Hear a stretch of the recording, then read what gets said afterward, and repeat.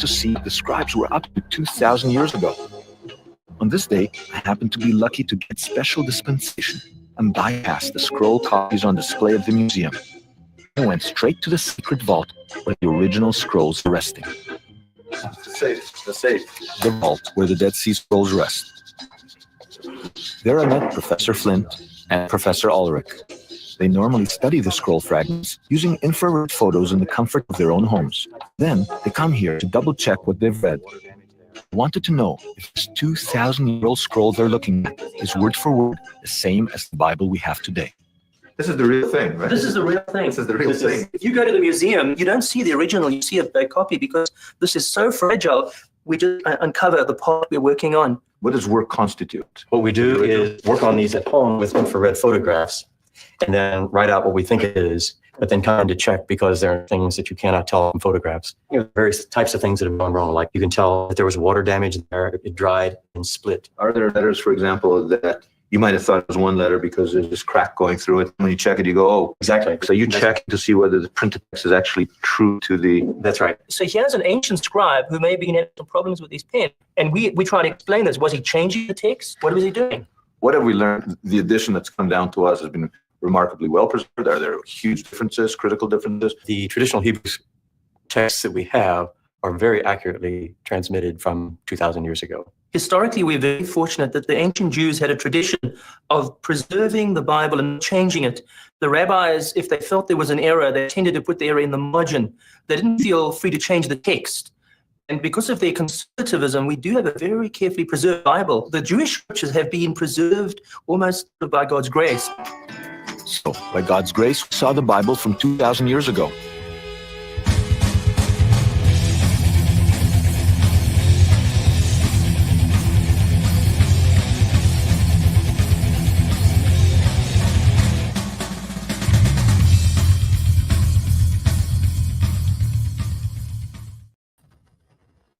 Wow. Who was that youngin? Well, we all were so young once, I think were we? Yeah. So you noticed I was skulking around in the background there at the Shrine of the Book. A very inside the subtle vault. piece of jewelry. The Very cross, understated. the thing, the stone. You know what? I was like, I loved that that cross. And then when I was in Mexico, my wife and I were like celebrating the completion of my PhD. When I was in Mexico, I lost it in the Pacific Ocean. No, sorry, the Atlantic Ocean. Got my oceans mixed up. But yeah, it's sad. Wait, it's very sad. you mean the Gulf of Mexico? Yeah. Yeah. So, I was gonna say, because know. Mexico proper doesn't really touch the Atlantic, but well, I mean, touch the it's Gulf of on Mexico. that side, isn't it? I guess that's not technically Yeah, the, it's whatever. not the Gulf. So Look, yes, I knew where I'm you a- meant, but I'm a pedantic variantologist. I'm not a geographer. So you will, forgive me if I make mistakes when I speak out of my lane, which is something that I try very hard, Vish, not to do. So it's Friday. It's January the 17th. It's just after 1 o'clock in the afternoon here on the Pacific Coast. Welcome everyone to my channel. My name is Kip Davis. I am a Hebrew Bible scholar and a specialist in early Judaism, and yes, in the Dead Sea Scrolls. And if you hadn't guessed already, I know a thing or two about 1Q Isaiah A, which is what we're here to talk about today. your 90s Just ponytail is getting quite the shout out in the chat. is it? Wow. Yeah. How about I told that? him You know- beforehand that it looked very much like Kimmy from Full House, so I appreciate that being a 90s kid. This is what I was going for, y'all. This is the look.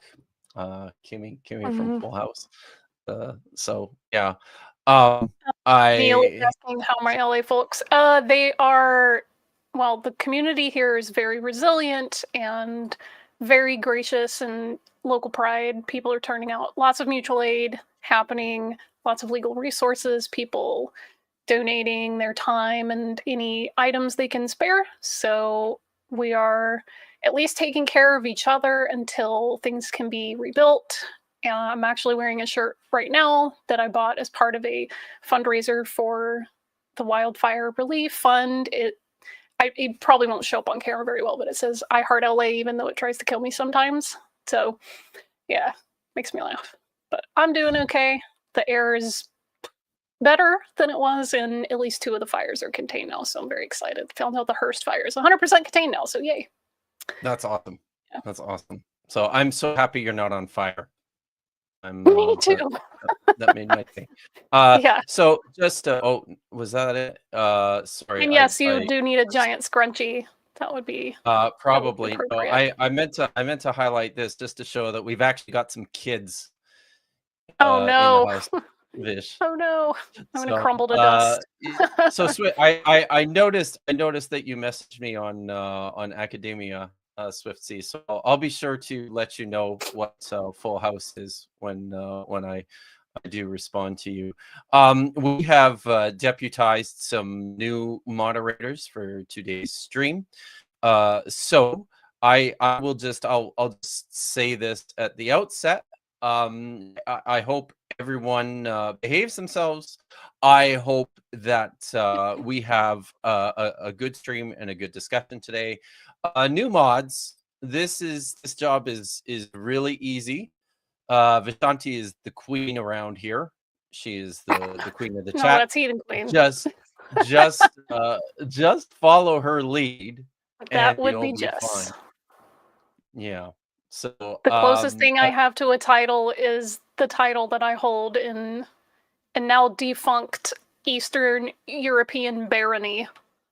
But hey, it's the same one that Vlad Dracul belonged to, so I guess that's something cool. I can't call you queen of the chat. If you ever need me to repel some Ottoman Turks, I could do that. There we go. I'll keep that in mind. It's good to see. I hope you're still here. Some of these came in early, and this is genuinely how I feel today. I've been feeling like this for the last week. Feeling fiery. I'm ready to go here. Joel, it's occasionally good to see you. Maybe if you're still here today. And Triceratops, I hope that this provides you a fun break from being a vet. I can't imagine. I just wanted to give a shout out to Jason Hare from the Hebrew Cafe, who was my special guest on our Hebrew reading stream last night. If you're not aware, we do Hebrew readings every second Thursday on this channel for an hour between 5 o'clock and 6 o'clock Pacific time. Right now, we're currently reading Numbers chapter 22. Maybe we'll move into Numbers chapter 23 just because it's an awesome story. It's normally myself and my good friend and colleague Joshua Bowen, but he very often has to skip out on me because he just doesn't care about you people like I do. So it was just me, and I was fortunate to have a special guest come on. Jason Hare runs a channel called The Hebrew Cafe where they do Hebrew grammar and reading. He's got a website that's linked in the description of the last stream. Everyone who's interested in biblical Hebrew should be checking this out. It's a free resource. It's a great resource for practicing and for keeping up with your vocab and your reading skills. So there you go. Good to see you here, Jason. Good to see you here, Archival Blob and CR Edgar. We got a couple super chats already. Vadim, thank you for the €2. Jumps up and down for on Dr. Tukes' lawn. What are you doing? What are you doing? I'm already upset about this. Just cut that out, please. Kyle Pratt, good to see you. It's starting. Silence your phones. Actually, maybe not. Oh. And I got a couple of super chats from Lawrence. Your phone is silenced? I think mine is Mhm. as well. Let me double check to make sure. No, damn it. There we go. All better. Ooh. Ew. Good to see you, Lawrence. Torn between helping mod and being productive. Help. Whatever you need to do to make sure that you are fixed on this screen, just do that. All right. And thank you for another $2. Oh my god, So the name annoying. of our the The name of our Bible. championship. Yes. Yeah, before the stream started, So- we were talking about an apologist versus like scholar wrestling match or cage match, kind of like 90s WWF. And we were talking about Bart Ehrman coming in with the folding chair and what all their finishing moves would be. And the chat decided that Kip's finishing move would be the Dead Sea Scrolled. Bart I Ehrman's used his to. Final Testament. It's good stuff. What would Josh's be? This is your the hammer of this is we Hammurabi. have- That's good. But maybe this is something we require additional help with, Vish. Chat, this is your this We is need your to mission. crowdsource all the kayfabe and stuff. We for need this. to crowdsource finishing moves for Dr. Joshua Bowen and Dr. Dan McClellan. Yeah. And I'm looking forward to seeing those. All right. So I think it's probably time we get started. What we're talking about today is what everybody has been talking about for a week. Christian apologist, budding scholar, PhD student at the University of Toronto, Wesley Huff, found himself on the Joe Rogan podcast. I think it was last week now. And he went on Rogan. He said some silly things. In short order, friend of the channel and fellow Diablo critic, Dan McClellan, accurately pointed out some of the silly things that Wesley Huff said. And what I kind of want to focus on today is that a bunch of Christian apologists really took umbrage with that. They took umbrage with Dan.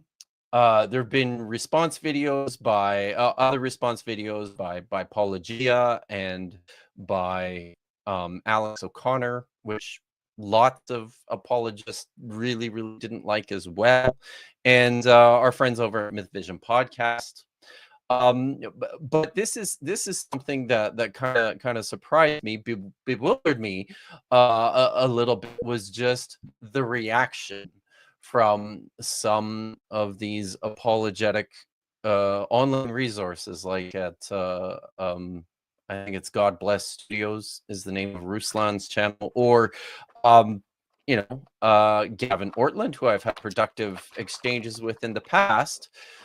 Importantly, the reason why some of this was so surprising to me and maybe disappointing is that like none of these guys understand what's really going on when it comes to the Dead Sea Scrolls. This is easily what caught Joe Rogan's attention more than anything in his discussion with Wes Huff.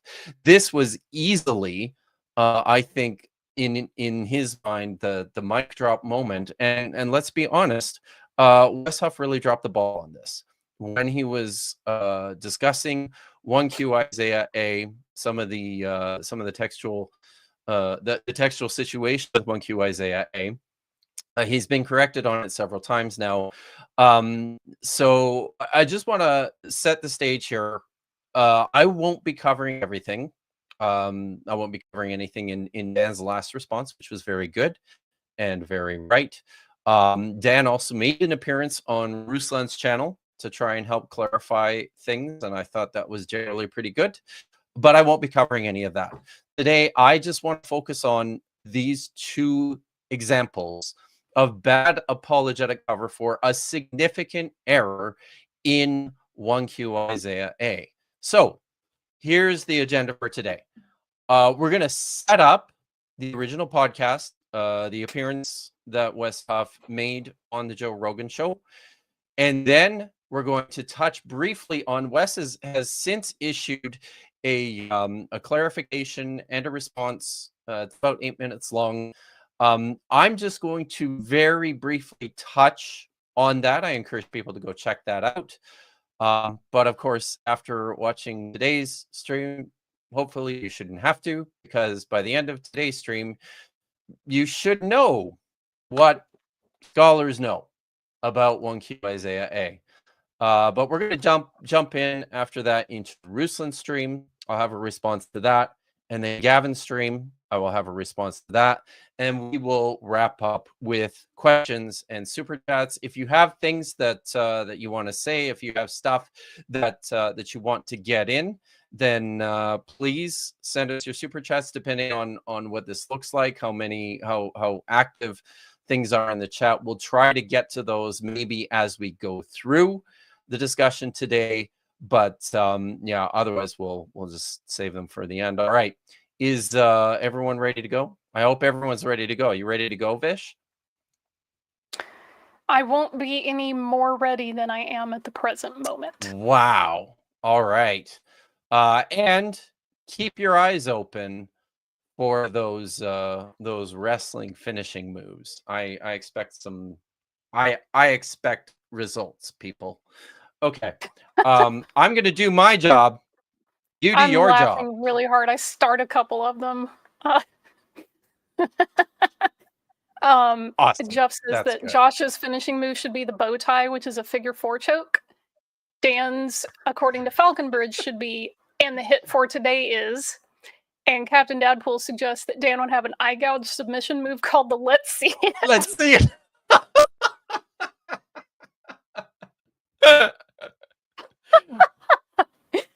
I have That's to say, awesome. I was trying to hold it together, but this is the hardest I've laughed in like 2 days. Oh, you need a laugh, I love and y'all. I'm glad. I do. I'm here for it. That's awesome. Laughter does Okay. the soul good, like a medicine. Yeah, it does. That's so good. Okay, So good. so let's play this this first clip here. All right. What is the oldest version of the Bible or the stories in the Bible? Is it the Dead Sea Scrolls or are there older versions? The Dead Sea Scrolls are the oldest of the Old Testament. So when they were discovered, I mean, so they were discovered in Hey, 1946 to can you pause it for a 1957. second, Vishanti? So that's I think it's important to point out that that's generally correct. I would consider that a generally correct answer, that the Dead Sea Scrolls are the oldest copies of biblical texts that we have. However, people should be made aware of the Ketif Hinnom amulets. You want to show a picture of one of those, Vish? Sure. So the Ketif Hinnom amulets, these date to the 6th century BCE. There's 2 of them, and they contain text in lovely Paleo-Hebrew, or just Hebrew, Phoenician script. the Phoenician script of the priestly blessing that appears in Numbers chapter 6. It's very cool.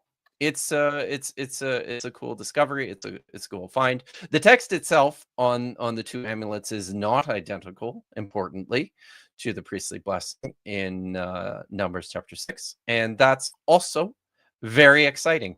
So, all right, I just wanted to say that so we can continue with this.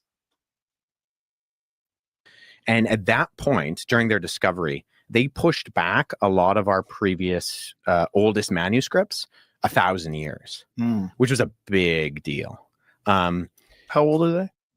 They're anywhere between the 3rd century BC and the 1st century BC. So it's kind of tricky because the Dead Sea Scrolls they're like a library that we refer to. So it's approximately 970 documents, but it's distributed out between 10,000 and 11,000 fragments. So there's a lot going on there, right? So, and some of these, I mean, are so fragmentary that you look at them and it's like confetti, because they're, I mean, 3,000 years old, but not quite that. They're like 2,000 plus years old. Right? Animal skins too, right? Yeah, well, all sorts of things: animal skins, papyri, and then some of them are actually done on copper. Really? They're like inscribed in copper. Oh wow. Yeah, one of the coolest ones. Actually, this relates because I know you're a Marco Allegro guy. The Yeah. first time I was introduced to Marco Allegro was not his Sacred Mushroom and the Cross stuff, but he published a book on what's called the Copper Scroll, because part of the Dead Sea Scroll fragments is this inscribed document on copper, which is an ancient treasure map.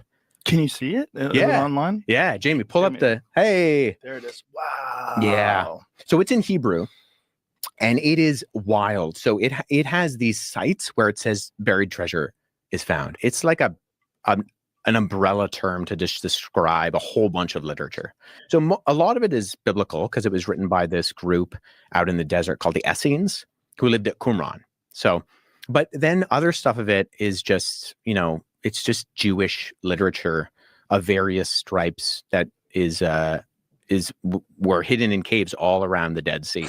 So the scrolls, as it were, aren't all biblical. Some of them is just a counting of the times. All right. Well, There's a lot going on there. I've got there's a lot thoughts, going on but- there. We're going to go through this bit relatively quickly because I've got a lot to move on to. And I really want to focus on 1Q Isaiah A, because I think there's a lot of things about this particular manuscript that people are sleeping on. It's pretty great. But I have a few things just quickly to say about Wes's description of the Dead Sea Scrolls. So the scrolls were discovered between 1947 and 1956, not 1946. I know I've made this mistake. I've actually said the first scrolls were discovered in 1946. That happens to all of us. So they date between, he said, the 3rd century BCE and the 1st century CE. This is generally true. However, I prefer to caveat this as a late 3rd century BCE, because we only have maybe 3 or 4, maybe 5, I think, manuscripts in the Qumran scrolls that potentially date to the 3rd century. But because of the nature of how we date these things, because of paleography, this is uncertain. It's quite possible that we have nothing that dates all the way back to the 3rd century. So I tend to say, probably late 3rd century, definitely early 2nd century, beginning of the 2nd century. I think we've got material up to mid 1st century CE. Now, when we talk about the Dead Sea Scrolls, most people are thinking of the scrolls that were discovered in the 11 caves at Qumran. However, when scholars talk about these texts, generally speaking, this is with reference to all the manuscripts that were discovered in the Judean desert. So there were scrolls that were discovered at other places along the shores of the Dead Sea, such as Murabat, Hever, Wadi Sadir, and importantly, these manuscripts that were discovered at some of these other sites tend to date a little bit later. Manuscripts at all 3 of the ones I just mentioned, especially at Nachal Hever, these probably date as late as the early 2nd century. They can be located in and around the time of the Second Jewish War. There were also scrolls discovered at Matzadah, which probably date to no later than the First Jewish War. So now, Wes mentioned that there's scrolls written on papyrus, parchment, and that is true. By far and away, the vast majority of those are parchments or animal skins. There are a number that are written on papyrus, but I actually wrote a paper about this. I should have looked at it before I came on here, but I did all the math and the statistics on this on papyrus manuscripts at Qumran in the Dead Sea Scrolls, in the Qumran scrolls, and I believe the number I came up with was 16% of the total finds. he mentioned that they were written in Hebrew, Aramaic, Greek, and Nabatean, which is also true. However, I think some qualification needs to provide here. The vast majority of them were written in Hebrew. There was a bunch that were written in Aramaic. Again, I don't know the hard numbers for this. I've gone through the data. I just don't remember offhand, but I think it's close to 100. It might be a little bit more than 100 individual manuscripts out of the 950 or so are actually Aramaic texts. There's some of these fragments are so tiny that there's open discussion about whether or not the language on them is Hebrew or Aramaic, just because there's not enough surviving to know one way or the other. They're all using this same script. We've got, I think, about 60 manuscripts written in Greek. Most of those are just small fragments. There's not a ton of that material, and even less Nabatean. The Nabatean stuff tends to date later to a slightly different period of time from what we consider to be the settlement proper on this site at Qumran, which was between the 1st century BC up to the First Jewish War in 67 to 70 CE. And Lex Lada, no, it's going to be a problem. You're going to keep hearing squirrels when I talk. The very first time I picked my oldest boy up from it was either kindergarten or grade 1. I think it might have been kindergarten. The very first time I picked him up from kindergarten, I talked to his teacher, and one of the first things she asked me, I had just come back from studying from a study trip over at the University of Manchester, and I told her that I had been traveling and some of the stuff that I had been doing. She's like, that's interesting. And your son had talked a little bit about that, but I have to ask you, she says, are they really like Dead Sea squirrels? Like, what are those? So, it's a problem. It's a problem that I just, there's no good solution to this problem. It's a problem with addiction. I'm sorry. All right. Got one more thing here.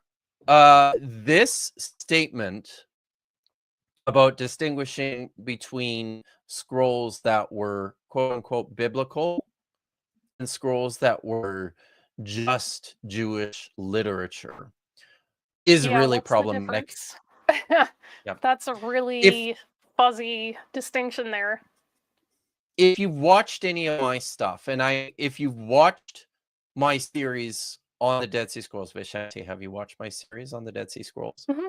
I recommended not them to finished my yet. history class last spring. That's wonderful. That's fantastic.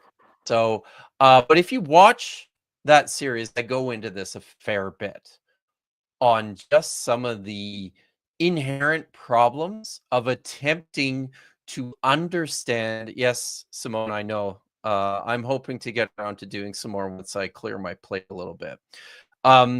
But some of the inherent problems of attempting to understand and classify this collection of literature on the basis of the Bible. These are categories we unfortunately inherited. The first scholars who worked on the Dead Sea Scrolls, their job initially was just to sort through the material and figure out what was there. And the best way they knew how to do that was to just look for texts that they recognized first. And most of those happen to be biblical texts, in addition to some other texts such as First Enoch, the Book of Jubilees, or things like the Testaments of the 12 Patriarchs. But importantly, there is no Bible at this point in time in early Judaism. In the first century BCE and first century CE, there is no Bible. There are collections of Jewish literature. Oh, look, it's good to see. Dan McClellan is in the house. Wes insists that the Hebrew Bible, as Protestants understand it today, was firmly established by the 1st or the 2nd century BCE. So he's presupposing Qumran's canon is the same. I suspect, I expect Dan probably has watched a little bit of Wes's material to confirm this. So, and yeah, I suspect that's what's going on. But this is really problematic. Like the minute you say it's just Jewish literature, I don't know. Maybe say something, Vish, as a practicing Jew about this statement. Not practicing, perfected it. Sorry, that's a quote from Between the Hedges. That's a Paul Rudd quote. Awesome. Anyway, Love it. yeah, there is a really fuzzy overlap between what people think of as canon, quote unquote, in Jewish literature, because a lot of times those are the same, and we utilize them in much the same way. Like, to us, it's more of an anthology of texts, like an archive. And we pull texts from the archive, we study them, we turn them over, we, find new shades of meaning from them. So those boundaries are not as hard and fast as some people would like to claim, because in a lot of Protestant minds, there's canon with a big C, and then everything else that's not in that is just not canon. It's not something they want to study. They don't care. It's like, don't even go there. It's just, y'all. And Everything like, doesn't work out. let's be clear, none of it is canon, right? Because there is no canon in the 1st century CE or any time before that. The best that scholars can do in the moment is to say that there were any number of Jewish communities, and they all had their favorite collections of texts. And we're not entirely sure even where the boundaries on those collections existed. Even when we have an example, when we have hard copies of one of these collections, we're still not sure where the boundaries are in terms of how they think about this literature. Well, this is the question that I think is really, this is going to help you clarify. So, Spare the Sissy is writing, I do hear what you're saying, but when the average person asks about whether the scrolls are biblical, they're asking if it's something that eventually was included in the canon. There's not a separate bunch of writings that the Dead Sea Scrolls encompass. A lot of them are texts that are already in what we consider the biblical canon. For instance, Isaiah, the massive Isaiah scroll, that's also a Dead Sea Scroll. So there's a whole field dedicated to, hey, where does their copy of Isaiah differ from other copies of Isaiah that we have found or that were preserved? So I don't know why there seems to be this kind of prevalent feeling in some circles that like there's this separate category of Dead Sea Scrolls when it's literally just their copy of other texts in many cases. Some of them, like I said, Isaiah, that's part of a lot of people's canons. Where does it differ? Where is it the same? That was a thing that I think Wes, he overstated his case, but later kind of had to talk about correct himself on where he overstated, but hopefully that maybe clears it up a little. Hopefully, maybe. I'm still really averse to this sort of thinking, just because as soon as you start talking about things that we have in our Bibles, it predisposes people to thinking a certain way about ancient collections of texts. I like this comment from Pat. It's good to see you here, Pat. I've seen a couple of scholars simply refer to this type as religious writings. I think that's a sufficiently broad, relatively clear category. But this is part of the problem, right? All of this requires a lot of scholarly nuance, and you're not going to get that in some of these discussions. And with that, I think what we'll do next, because we really have to keep things moving. I'll just read this relatively quickly here. Eva Morochek's The Literary Imagination in Jewish Antiquity is a phenomenal discussion of how ancient Jewish folks thought about their texts. Agreed. It's an excellent text. on the subject. So yes, people should check it out. If we go by frequency or influence, First Enoch is indisputably Qumran scripture, but apologists don't want to touch that. And I also have, Not the mainstream ones further anyway. questions. No. And there's other questions to raise here with regards to how are we even going to decide what these people understood to be or considered to be scripture. It's a complicated question, and it's not one that I'm prepared to tackle today. We're going to move next into Wes's clarification video. I'm not going to play the whole thing. I just pulled maybe one or two comments from it. I will. Oh no! First of all, we're going to get the big claim that he made, the wow claim. He got a big wow from Joe Rogan about this claim. We're going to go into his correction then, and we're going to unpack this a little bit. So just play the next clip, and then we'll stop for a minute. So let this play. Okay. Zach actually pointed this out, and I have a very simple explanation for all of this that I left on his Instagram. So I went to him about this, and then there's some stuff that bugs me that he omits that I just think I don't want to ever ascribe ill intent or motives, but I just think is super not okay. Okay, go ahead and play this. So when you say the book of Isaiah is intact, how similar is it to the book of Isaiah that's in the Bible? So that one is fascinating. So this isn't true for all of the Dead Sea Scrolls, but when we discovered the Great Isaiah Scroll, we literally pushed back our understanding of Isaiah 1,000 years. And the thing that really shocked scholars, like I said, this isn't true for all of the Dead Sea Scrolls, but one of the things that shocked them about Isaiah was that it was word for word identical to the Masoretic text. Word for word. Word for word. Wow.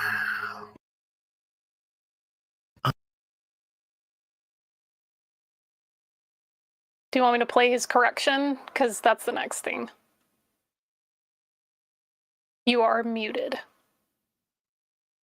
I will. I just swore off air. You didn't hear it. So Oh, that's okay, good. good. So we don't have to top up the swear jar. Okay. We do not. Yes. We'll move on to the next clip quickly here. I just want to make sure everybody understands, heard what he said. The Great Isaiah Scroll, Wes claimed, is word for word identical to the Masoretic text. Joe Rogan found that incredible. He goes on later to bring it up again. He recalls this bit later in the interview and calls it a miracle. This is something that struck a chord with a lot of people. It struck a chord with Joe Rogan. That's why it's getting so much attention. That's why a number of people have come to provide correction to what Wes said. That is why Wes felt the need to make a clarifying video, which he published on his channel earlier this week. So we're not going to look at the whole thing. We're just going to look at, I think I've got one or two bits from it, and then I've got a couple things to say about that. Okie doke. Okay. It would help if I share the screen. That Take helps. a drink. That This is a always helps. professional. All right, let me just have a little thing. Talk amongst yourselves. You know what? F it. Let's go. I am not, nor do I claim to be a Dead Sea Scrolls expert, but let me tell you why I said what I said. What was going on in the back of my mind was a quote that I was recalling from Old Testament scholar Gleason Archer's A Survey of the Old Testament, where he talks about the copies of Isaiah found in Qumran Cave 1 in 1947, that they were 1,000 years earlier than the oldest dated manuscripts previously known, proving to be word for word identical with our standard Hebrew Bible, and more than 95% identical to the Masoretic text, specifically the Leningrad Codex, calling it almost letter for letter with that manuscript. Also, I had only a few months previously to this discussion with Rogan read Old Testament textual critic Emmanuel Tove's Textual Criticism of the Hebrew Bible, where he breaks down the variants of 1Q Isaiah B and compares them to the Leningrad Codex, describing the differences with the word minutia. Granted, both Archer and Tove are talking about 1Q Isaiah B, and my statement to Rogan was specifically in context to 1Q Isaiah A, but That is what was going through my mind when I had the conversation. At the same time, I have actually been in contact with a number of Old Testament scholars, even ones who specialize in 1Q Isaiah A itself, who have assured me that although there is disagreement across the scholarly spectrum, the statements are equally applied across both documents. However, what I should have said to Rogan is what I said to Billy Carson when he brought up his statement about Codex Sinaiticus, that Sinaiticus is nearly identical to modern Greek critical texts that we use to produce translations today. Rogan's reaction to the correction of wording should be exactly the same. It is a wow moment. All right. Okay, Few credit where things it's here. due. It was funny to see him go, oh, did you mean the Codex Sinaiticus? I have it on the shelf, and he just pulls I it know. down. So That's never gonna just get a tired of that clip. it's So such a it's such a boss move. It Yeah. really is. And So good. you know, it's going to live on forever because it was And just so infamy. cool. In infamy. I almost said infamy. Trying not to say infamy. I almost said it. So so here's the thing. First of all, you'll notice that Police Archer. the book that and people picked up on this because you know I've got some sharp people in my audience. People picked up on this. The book that Wes was citing from was a 1994 survey of the Old Testament by Gleason Archer. I don't know if you noted at the bottom of the quote there, Vish, but this is a book that was published by Moody Press. Moody Press Famously is unbiased.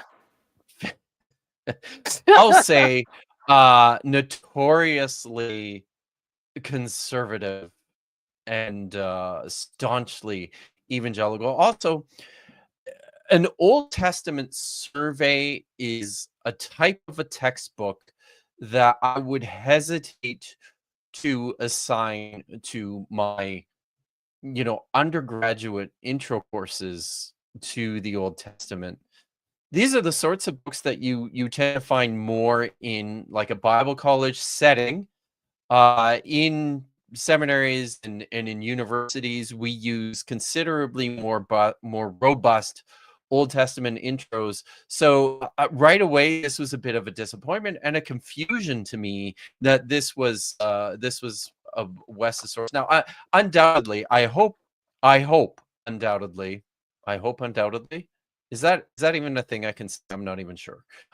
In any event, I certainly hope and I expect this to be the case that Wes has read more critical scholarship on the Dead Sea Scrolls than the level of Gleason Archer's Old Testament survey. In that little bit, he was just explaining that he had a bunch of things going on in his head.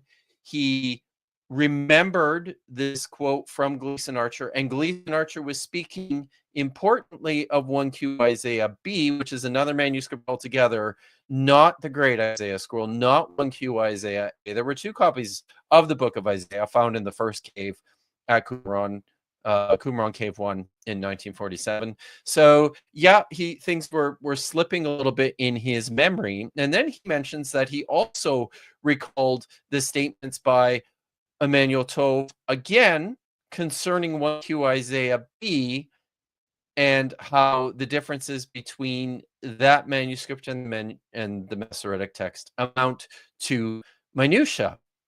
So he's admitting he's coming out and saying, yeah, this was a mistake. I was getting these things sort of jumbled in my head. But then he goes on to say, sure it does.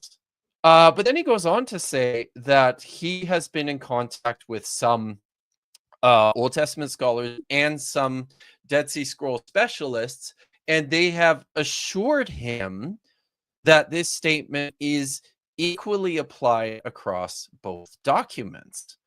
And I actually had to listen to that a few times because I was not especially clear.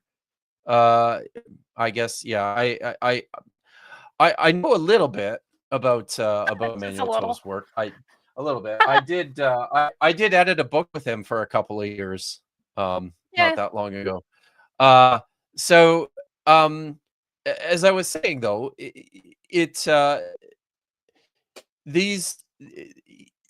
I'm very curious about what I was very curious about what sorts of assurances he's received and from whom.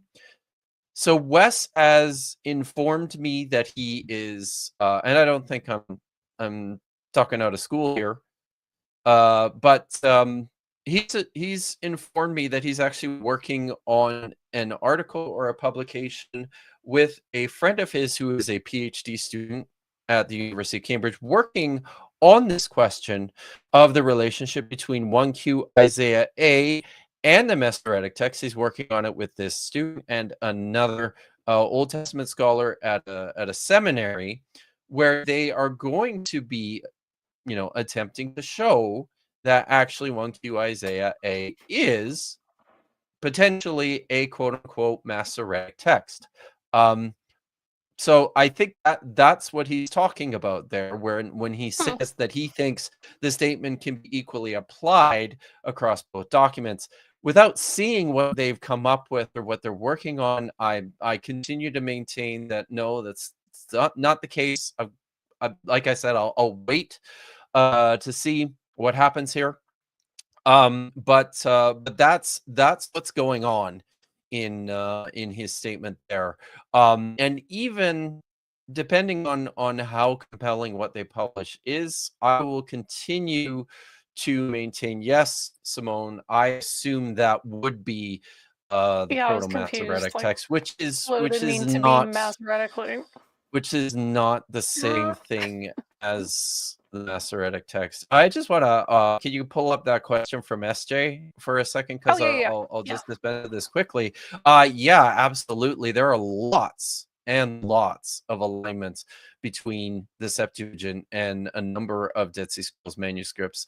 The thing is, there's a lot of alignment between the Dead Sea Scrolls manuscripts of the Bible and virtually every known version of the the Septuagint, the Masoretic text, the Samaritan Pentateuch, some quotations from the New Testament, or Paul, things that will appear in rabbinic literature, but then there's a whole lot of alignment with nothing that we've ever seen before. So this is the situation. It's really messy. It's really complicated. And this kind of leads into something that I wanted to say at this point. So Wes is making a response in like a little 8-minute video. He's trying to be clear while also being understandable to a larger audience. He's providing sound bites, and like that's fine. I totally get that, but I get frustrated with soundbite scholarship. You'll notice that it's something that I don't do. This is why I end up doing 3 or 3.5 hour long streams, because this stuff is hard and it's really difficult to filter it down into 8 minutes or 10 minutes or even 30 minutes. It's just very, very difficult. That's probably why you're not going to see that kind of stuff from this channel. That's not the kind of content that I'm interested in producing, and I don't think that's what you guys want either. My impression is that my audience is interested in the things that I'm saying and presenting on this platform because of the depth. And I'm not ever going to apologize for that. But then by the same token, I don't think anybody's here to, stare deeply into my dreamy eyes or to gawk at my biceps. And I'm probably never going to have 250,000 subscribers, because that is just not what this channel is about. I'm not going to lose any sleep over that fact. In fact, I prefer that you are here because you're interested in the things that I have to say and to present, and that you want to go deep into this information with me. So Yeah, I was gonna say I sell this to colleagues of mine and classmates that this is really just a free graduate level course. So unfortunately, grad Yeah, level it's courses don't really make for good sound bites. So when you try to sadly, explain certain things, no. it's really difficult to get them down into small TikTok length It really clips. is. So, Yeah. Like if somebody, w- that's the same thing. If somebody asked me to explain equal temper tuning and the history of like where that came from, I would have to start with like, okay, here's the overtone series, here's what mathematically like the hertz are of these different sounds that we drew arbitrary borders around, here's what da da da da happened. It would take a really substantial amount of time to explain something that ends up being very simple, but yeah, it's how do you distill 4 years down into like a quick bar Yep. trivia answer? So Yep. it's the way that these things work. All right. Okay. We're already 50 minutes into this. Yeah, Yes, Triceratops. Thank you. This channel is for hyperfixated Bible nerds. You come to the right place. So Yes. we're already 50 minutes into this. I still have a lot to say. We haven't even got really to the meat of 1Q Isaiah A yet, which is the point here. One of the things that's going to happen in this stream today is we're going to learn an awful lot about 1Q Isaiah A and why it's important and why we need to have ongoing conversations about this manuscript in public spaces, certainly beyond what has been provided by Wes, and quite frankly, anyone who has really talked about this manuscript since the Joe Rogan podcast. So in the next clip, we're going to watch part of Ruslan KD over at God Bless Studios has made, I think, 6 or 7 videos about Wesley Huff since his appearance with Billy Carson a month ago. And in one of his video responses, he got quite upset with how pedantic our friend Dan McClellan was being with regards to this statement about 1Q Isaiah A. So we're going to look at a little bit of this, and then I'm going to start teaching you guys. I'm going to start getting into what the big deal is with 1Q Isaiah A. Are we ready for you this? have to be pedantic when you're correcting broad statements. Yeah, okay, anyway, let's just watch. All right, let's just watch. Wes Huff says word for word identical to the earliest script that they found, manuscript. Dan then goes on to wildly to call it wildly inaccurate and pick it apart. Now, there's a couple of issues here, and he's going to unpack them for us. But I have some other issues I want to point out. Go ahead. Accurate. The Great Isaiah Scroll, or 1Q Isaiah A, differs from the Masoretic text in almost every single verse of the book of Isaiah. Now, the majority of those differences are spelling differences or only minor differences in meaning, but there are a lot of them, and there are also a number of significant differences. Okay, so let's pause it. Most of them are spelling differences. You guys catch that? There's differences in almost every single verse of Isaiah. This is the same Bart Ehrman. There's hundreds of thousands of textual variants. Yeah, same thing. But okay, just to cut this off, I know Dan explains very clearly and succinctly, but when you say just spelling differences, that can be huge. What's the difference in English between cat and cot? Well, that's just a spelling difference. Those are two completely different words. This is not even a correct statement, Vishanti, because and Dan this is from the first video that Dan made about this. He's made an additional video where he provides excellent clarification exactly to what's going on. This isn't even a correct statement. The differences that Dan is talking about, the 2,600 variants that exist in 1Q Isaiah A are not the spelling differences. These are actual variants that affect the meaning of the text. Now, granted, most of those are quite minor, but importantly, not all of them are.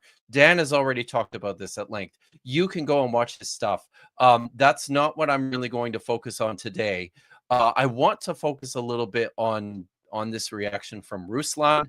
And I'll say one other thing about this. We have a list of spelling differences in 1Q Isaiah A. It's a separate list from the variance list. And oh, by the way, the reason why I know this stuff is because, guys, those variance lists for 1Q Isaiah A, I'm the Who wrote guy those? who wrote those. Okay. Wouldn't you know it? Wouldn't you know it? Yes. All right. One Let's corner, keep and you say, well, what do these differences mean for Yeah. us today? They don't mean anything for us today. There's a Okay. comma there. No, there's not a comma there. So he acknowledges this, but then goes on to say The majority of those differences are spelling differences or only minor differences in meaning, but only minor differences in meaning. Spelling differences or only minor differences in meaning. So listen very closely. Now listen to what he goes on to say next. there are a lot of them, and there are also a number of significant differences. Yeah. Remember, significant differences. Does he ever tell us what those significant differences are in this video? Can you guys guess? Does Dan McClellan ever tell us what the significant differences are in this video? What do you guys think? Chat, what do you guys think? Does he ever tell us what the, hey, got right here, it said this, and it changes the nature of God. It changes the nature of this Orthodox view. It changed. Like, do you guys think he ever actually tells us the significant differences? Passage from the Bible. So you can see the entirety of 1Q Isaiah A, and it's what's called a critical edition, which means it's going to list Pause it variants. there for a second, So here's a Vishanti, page pause it. from Isaiah 2. You can see the Hebrew text on the top. Arg. So he's drawing this. This is from Eugene Ulrich's book, the biblical school, the Qumran biblical scrolls. So, but you see the variance list there on the bottom of the page.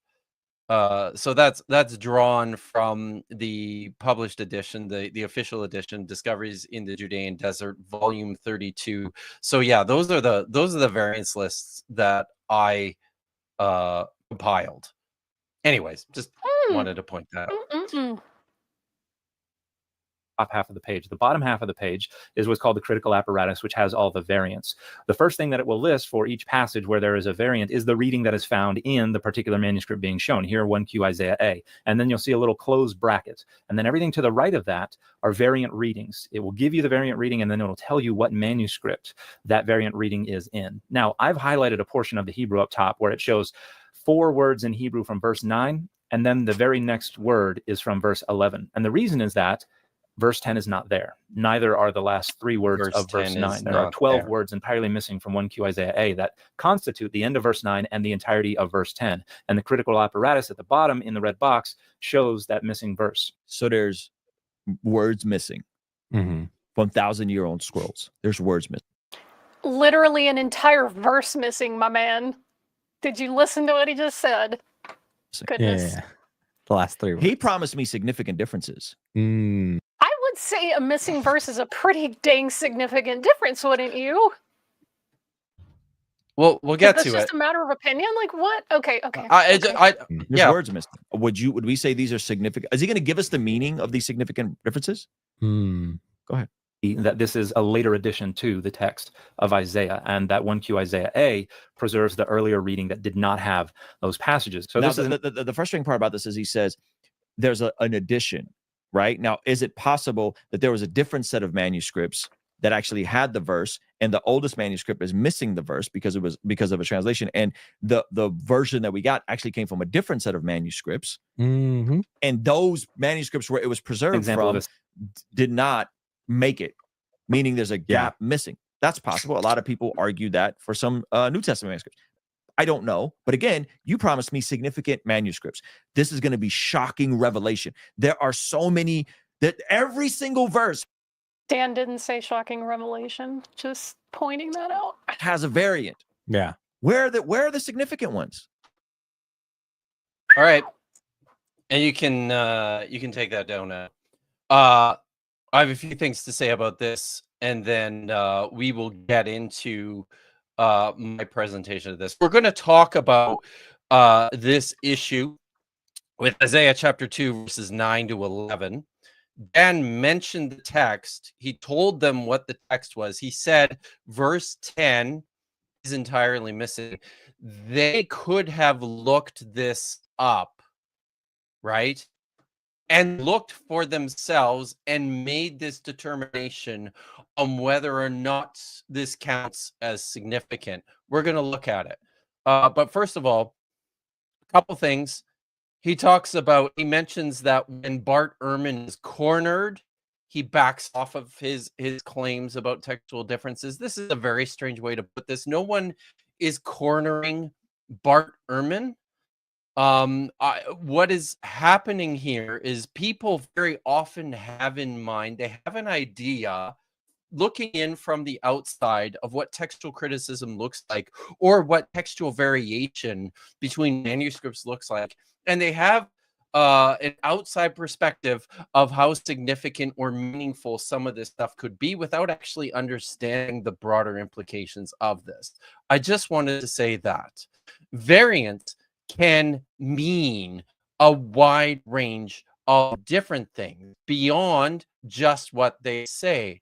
A variant can mean that a scribe was sloppy or poorly trained. It can mean he was copying from a different source. It can mean that maybe he was a clever or creative interpreter.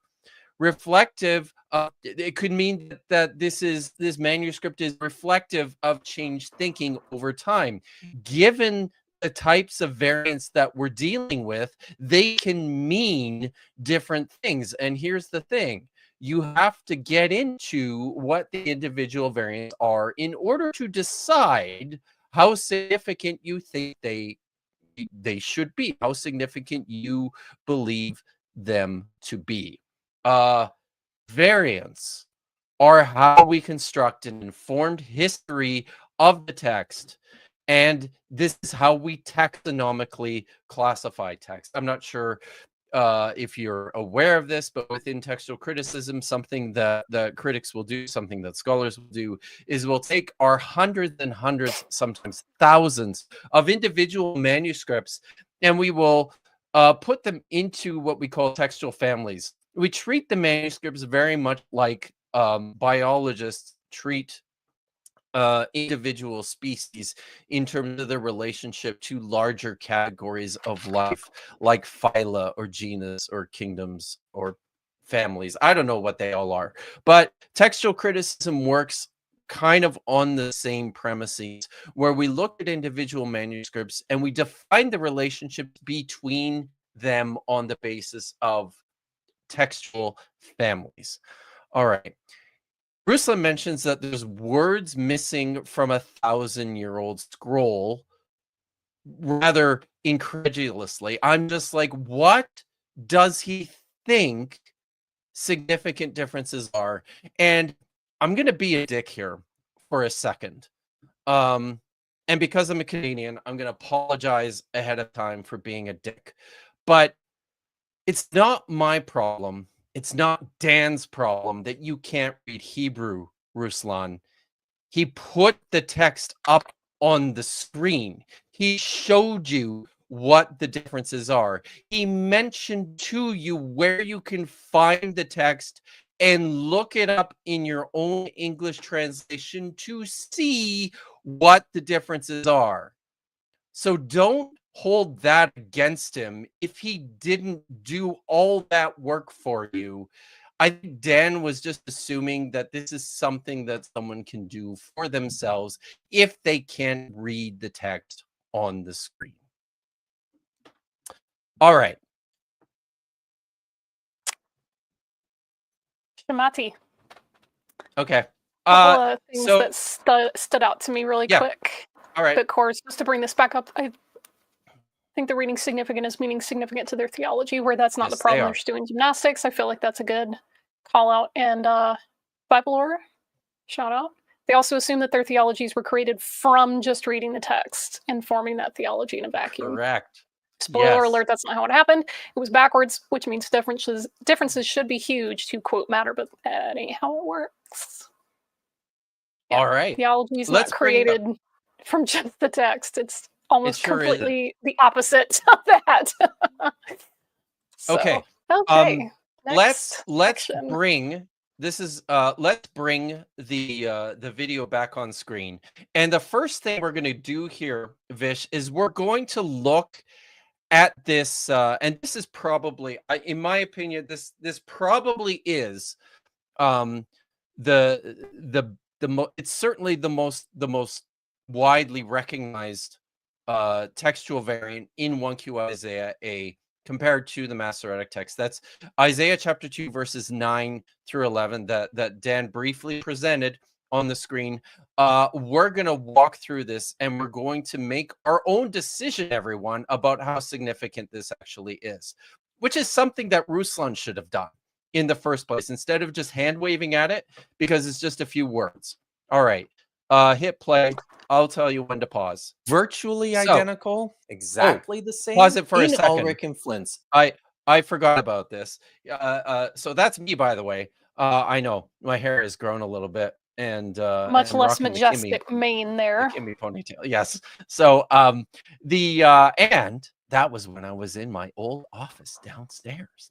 So this is, I just clipped this because it was easier than just constructing my own slide presentations from scratch. So I just clipped this. This is from my long form series on the Dead Sea Scrolls. If people are interested in the scrolls and in some of the stuff that I say today, for example, Doc Pleromonot,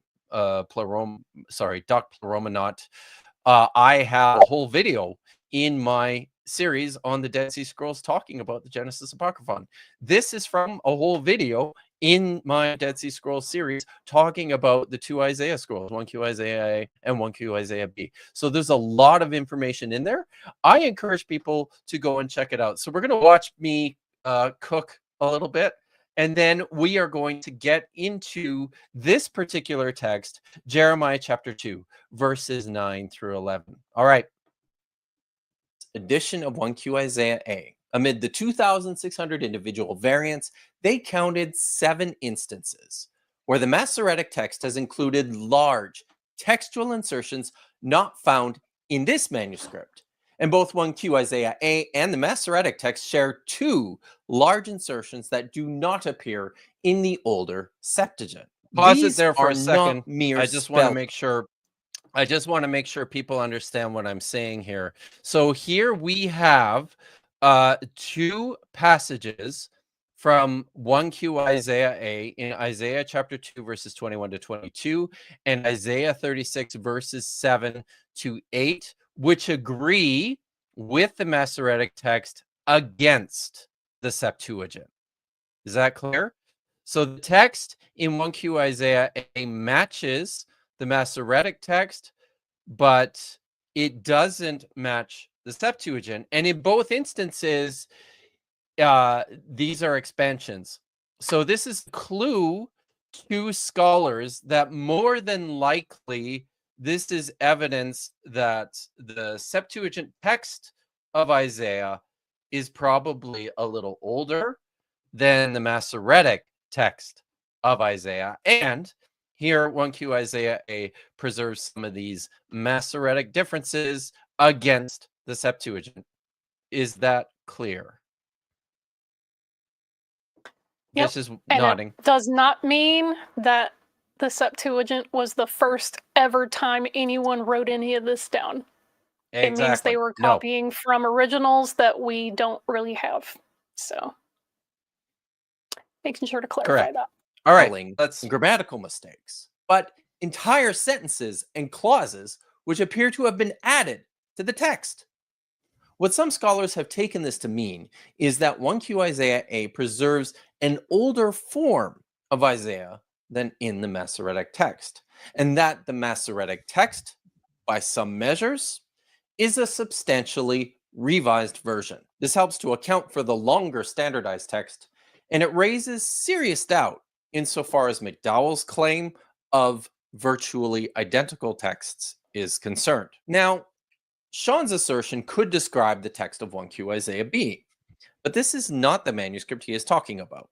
He is explicit about falsely attributing this quality to the Great Isaiah Scroll, because as a physical specimen, it is much more impressive. It's older, and it's easily the most recognizable Hebrew manuscript on the planet. But it's misleading. This, by comparison, is a pretty dramatically different text. All right. So here we're going to get into the text and the translation of Isaiah chapter 2, verses 9 through 11 in 1Q Isaiah A. So pause it there for a second, Vish. Let's look at this, guys.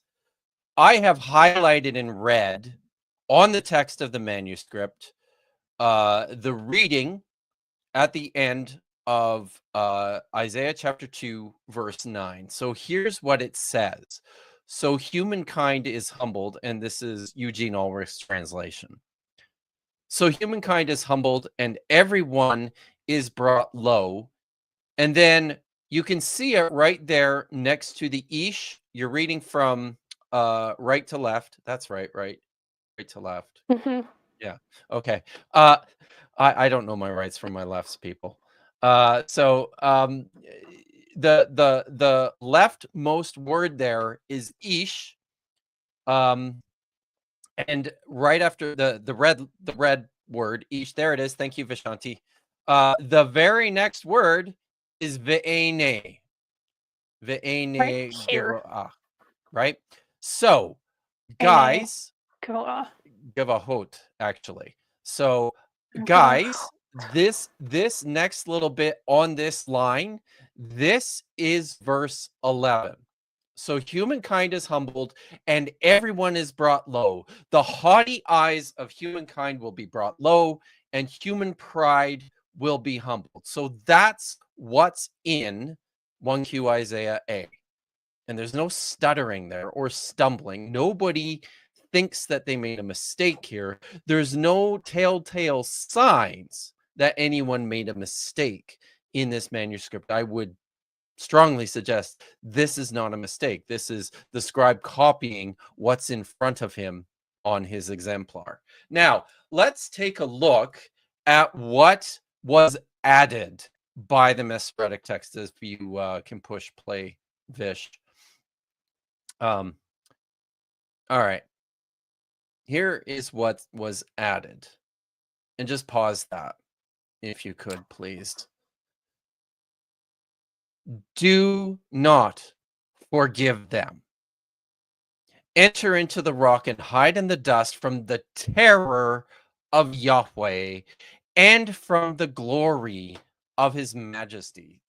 Everyone has to make this decision for themselves, but I'm going to leave it to you. And maybe this is something that you guys in the chat can weigh in on.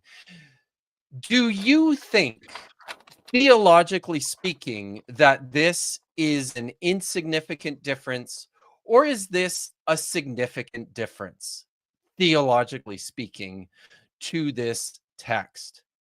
If you think this is a theologically significant difference, maybe just throw a 1 into the chat. There's over 400 people watching. And I just want to highlight this again. It says, do not forgive them. This is an imperative. This is an instruction. This is a command. Now, I'm not entirely sure. I haven't looked at the commentators on this. There's a whole bunch of ones that are in the chat. I haven't looked at the commentators on this, so I don't know if this is the speaker crying out to Yahweh to not forgive the people, or if this is supposed to be Yahweh giving an instruction to the readers not to forgive them, not to forgive all of humankind. Like, what does that mean?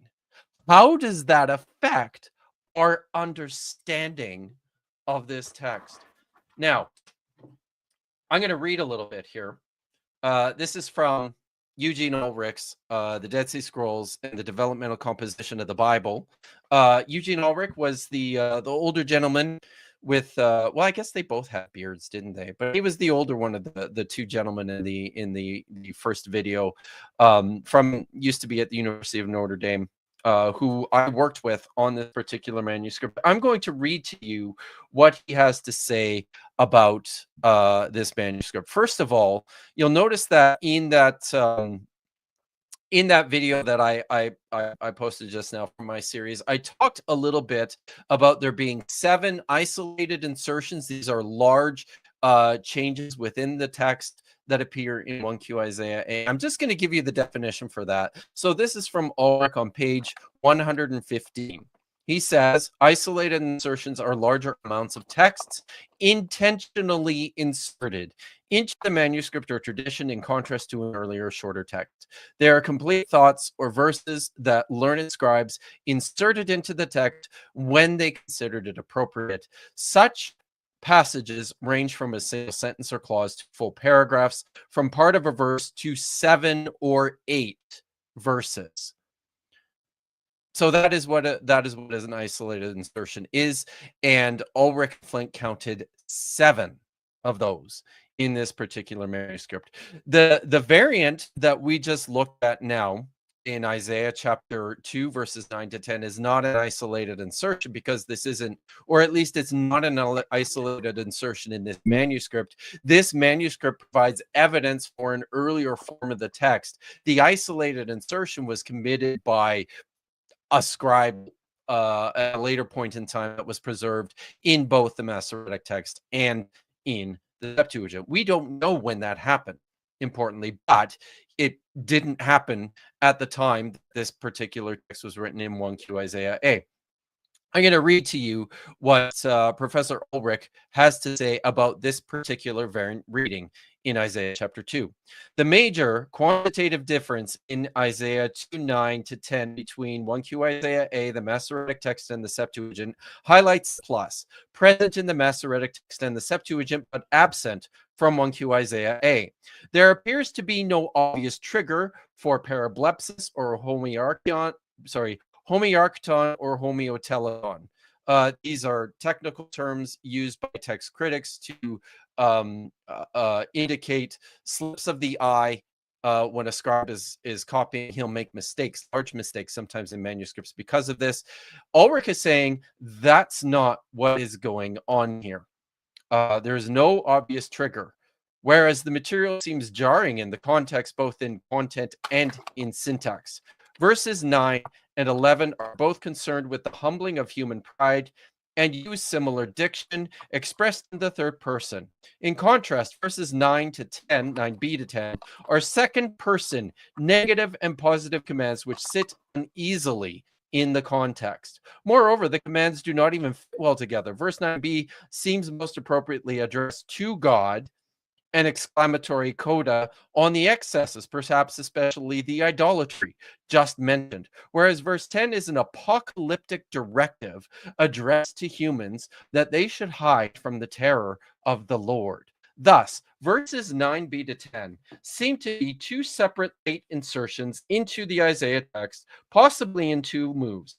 In fact, Joseph Blenkinsop sees yet more secondary accretions in this chapter, including verses 8b, 9a, 20, and 22, and notes that harsh sentiments, excluding the possibility of intercession or pardon on Judgment Day, such as 9b, are characteristic of a certain strand of apocalyptic thinking.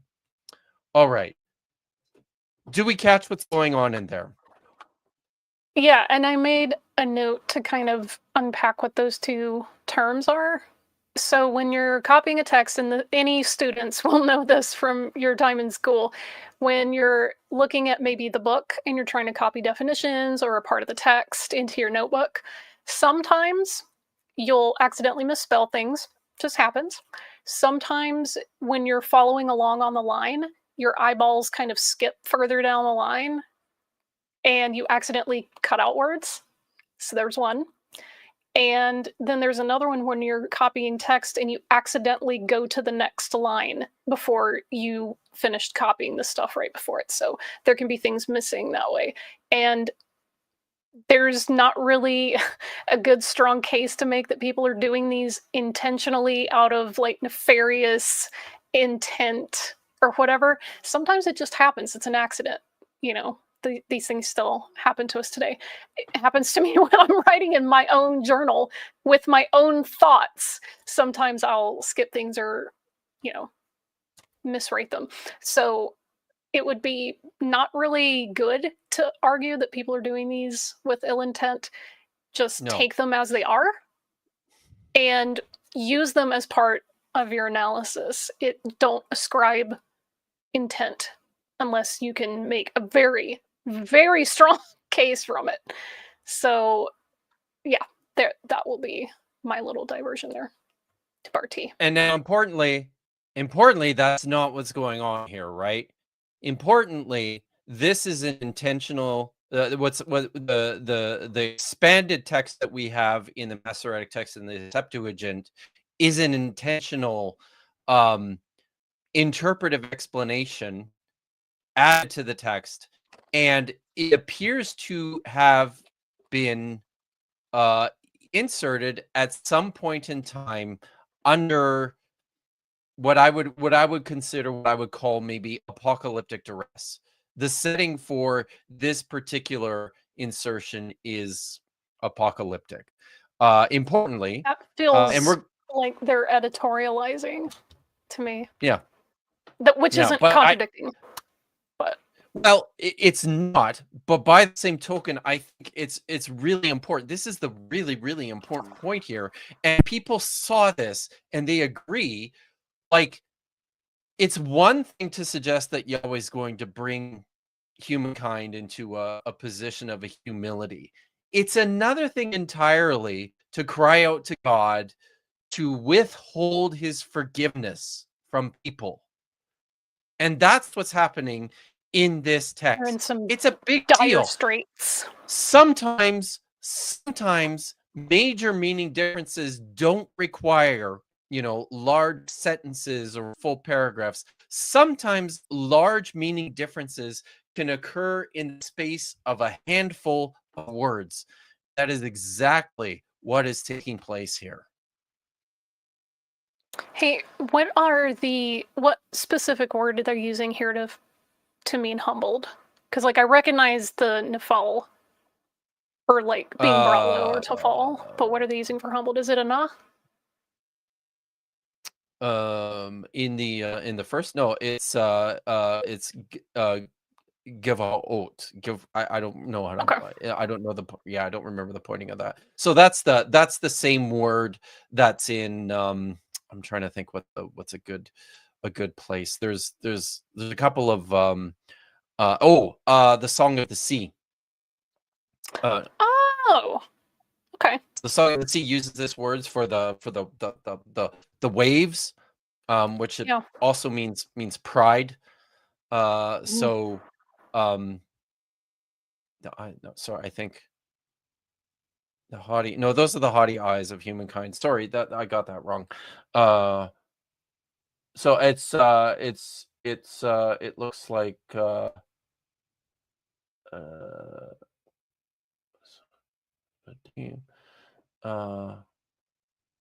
Gonna have to make this bigger. Thank you, Simone, for pasting the Hebrew. There we go. Yes. Okay. But I got to move on. So I hope everyone's clear on this first point. The next thing that we're going to look at is another of these. Now, this is what Eugene Ulrich considers to be an isolated insertion in this manuscript that differs quite dramatically from the Masoretic text. And if you can just hit play at Isaiah chapter 34, there's a large insertion. Now, pause it here for a second, Vish, because I want to point something out about the manuscript here. All right. I'm gonna back it up a couple can you back times. it up maybe a just a second or two before the text comes on? Pro tip: if you use the period and comma buttons, they'll go frame by frame.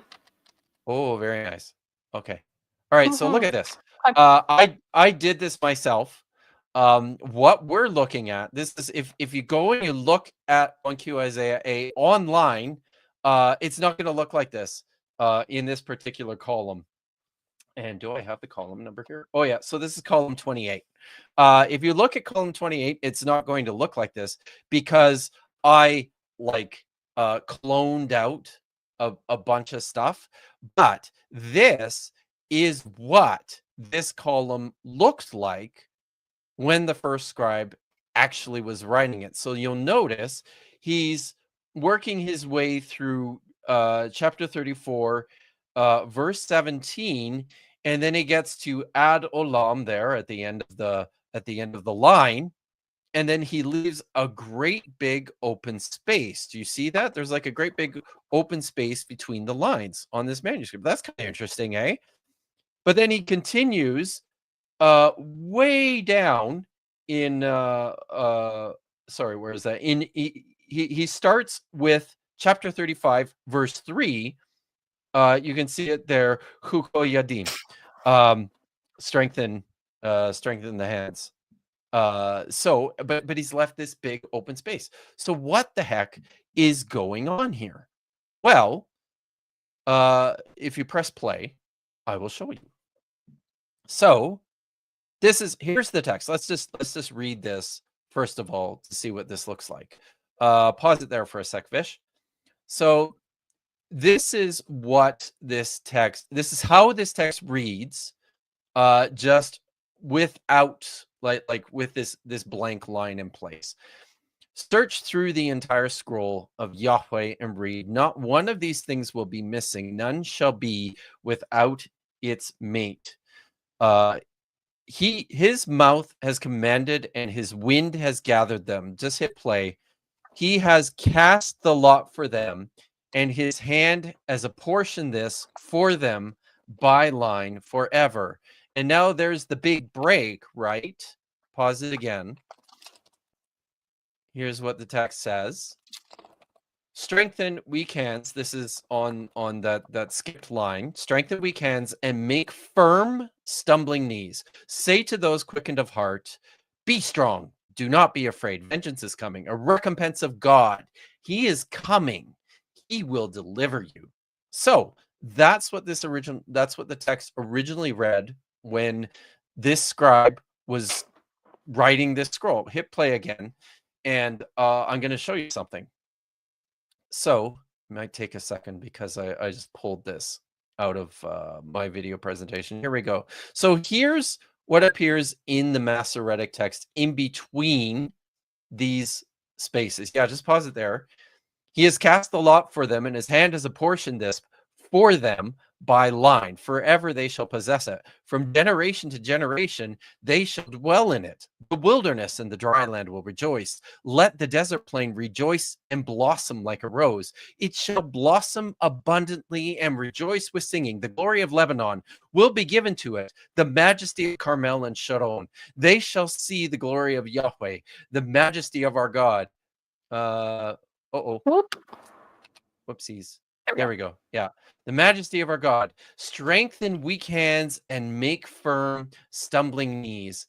Now, sadly, I think it looks like if you could just without playing it, can you run your cursor on the bottom there to see if I might have accidentally took it out because oh yeah, I think I did, but I'll show it to you when we get to that part. So here's the thing.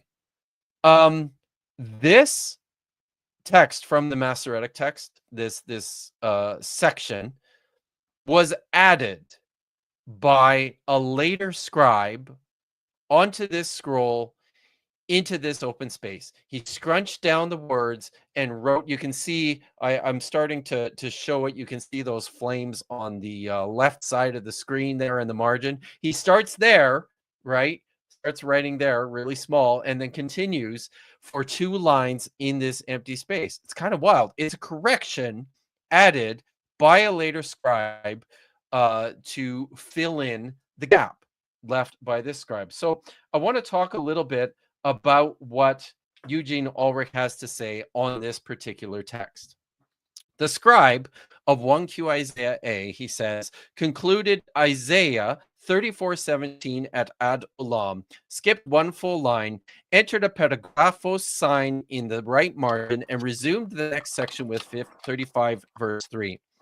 Subsequently, another scribe wrote Yeroshahu above the line after ad olam in the left margin. Yet a third scribe wrote the remaining words as in the Masoretic text, squeezing 2 lines of very small Herodian script within the space of a single blank line. Did the 1Q Isaiah A scribe omit the text, which was then correctly restored, or did the subsequent scribe add the text, secondarily expanding?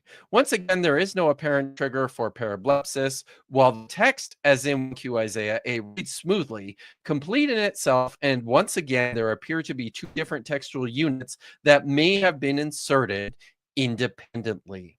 First, the final words ad olam, which means for forever, until the end of time, which may originally have looked backward to describe an apportioned lot of wild animals who have taken over the desolated Edom, seem to have secondarily severed the use to look forward at as the beginning of the expanded parallel. Ad olam Yirshua Ledor Vedor Yishkenu Ba, which translated means line by line, or sorry, his hand is apportioned it out to them with the line forever. Forever they shall possess it, from generation to generation they will settle, or they will live in it. This was perhaps influenced, says Ulrich, by similar passages in Isaiah chapter 13 verse 20 and Jeremiah 50 verse 39. Second, chapter 35 verses 1 to 2, which was added, can be seen as an independent poetic unit, even though chapters 34 and 35 function as a diptych in which the final annihilation of Edom is contrasted with the ultimate well-being of Zion. The movement of chapter 35 beginning in verse 3 can be understood to flow logically from the weak hands and feeble knees in a crescendo to a full orchestration of jubilant entrance into Zion, crowned with everlasting joy. According to this hypothesis, chapters 35 verses 1 to 2 would be seen as secondarily placed in an anticipation of verses 8 to 10, perhaps influenced by the similar passage in chapter 40 verse 3 to 4, crowned by 49 to 11. At any rate, he says, a case can be made for seeing once again a 2-stage insertion into the developing text of Isaiah. In fact, chapter 34, verse 16, speak and read from the book of Yahweh, also seems to be a late and unusual insertion in 1Q Isaiah A, the Masoretic text, and absent from the Old Greek in the Septuagint. So, what Ulrich is suggesting there is that this huge chunk of text from the MT is something that was added secondarily into this text, that it wasn't there originally. This is what he would call an isolated insertion, and he's provided some interesting contextual ideas for why he thinks that. Now, importantly, I think this is wrong. I actually think that the reason why there's a blank space there is because the copier of this part of the text was reading from a damaged scroll, the bottom of which was broken off and fragmented. And there was an article written about this. If you hit play, Vish, we're going to talk a little bit more about this now. Drew Longaker, he did his PhD at the University of Birmingham. Just pause it there for a second. He did his PhD at the University of Birmingham, and I hope you've got the actual article on another tab there, right? Ready to bring up? Awesome. Okay, so he was at the University of Birmingham. He did his PhD there. I interacted with him quite a bit when we were both in Europe. He is currently at Duke. He wrote this article, I think, in 2012 or 13, maybe, yeah, I think 2012 or 13. In my opinion, this is the best thing that Drew Longaker has ever written. It's an excellent article. The title of which is Developmental Stage Scribal Lapse or Physical Defect, 1Q Isaiah A's Damaged Exemplar. An exemplar is the scroll that you're copying from when you're making your new copy. 1Q Isaiah A's Damaged Exemplar for Isaiah chapters 34 to 66. Let's just read the abstract here. The Great Isaiah Scroll from Qumran, 1Q Isaiah A, does not generally reflect a text from earlier than the Masoretic text. Instead, the convergence of 1Q Isaiah A of patterns of spacing irregularities, literary and textual problems, and secondary supplementations, as well as a consistent pattern of distribution, are best explained on the basis of the hypothesis of an exemplar for chapters 34 to 66 with a damaged bottom edge. Upon reaching the defective edge in each column of his exemplar, the scribe dealt with any lacunose or illegible text in one of two ways, before continuing with the unaffected text at the top of the subsequent exemplar column. Sometimes he left blank spaces in his new copy to be filled with the correct text from the manuscripts at a later time, as in this case in chapter 34. At other times, he attempted full or partial reconstructions of the text based on whatever text remained legible in the damaged exemplar, memory, or contextual clues. Okay. I'm going to read a little bit more from this article in a minute, but you're making a face, Vish. What are you making a face about? No, just we're good. Okay. All right. So Drew's whole argument in this article, though, is that in the second half of 1Q Isaiah A, the scribe, his copy is damaged at the bottom. And because of that, when he comes to the bottom, he can't see the text that's supposed to be there. And so sometimes he leaves a blank line for someone to come back, for him to come back, or someone else to come back and fill in the text that he can't see and he doesn't know. But he's brave and he's smart.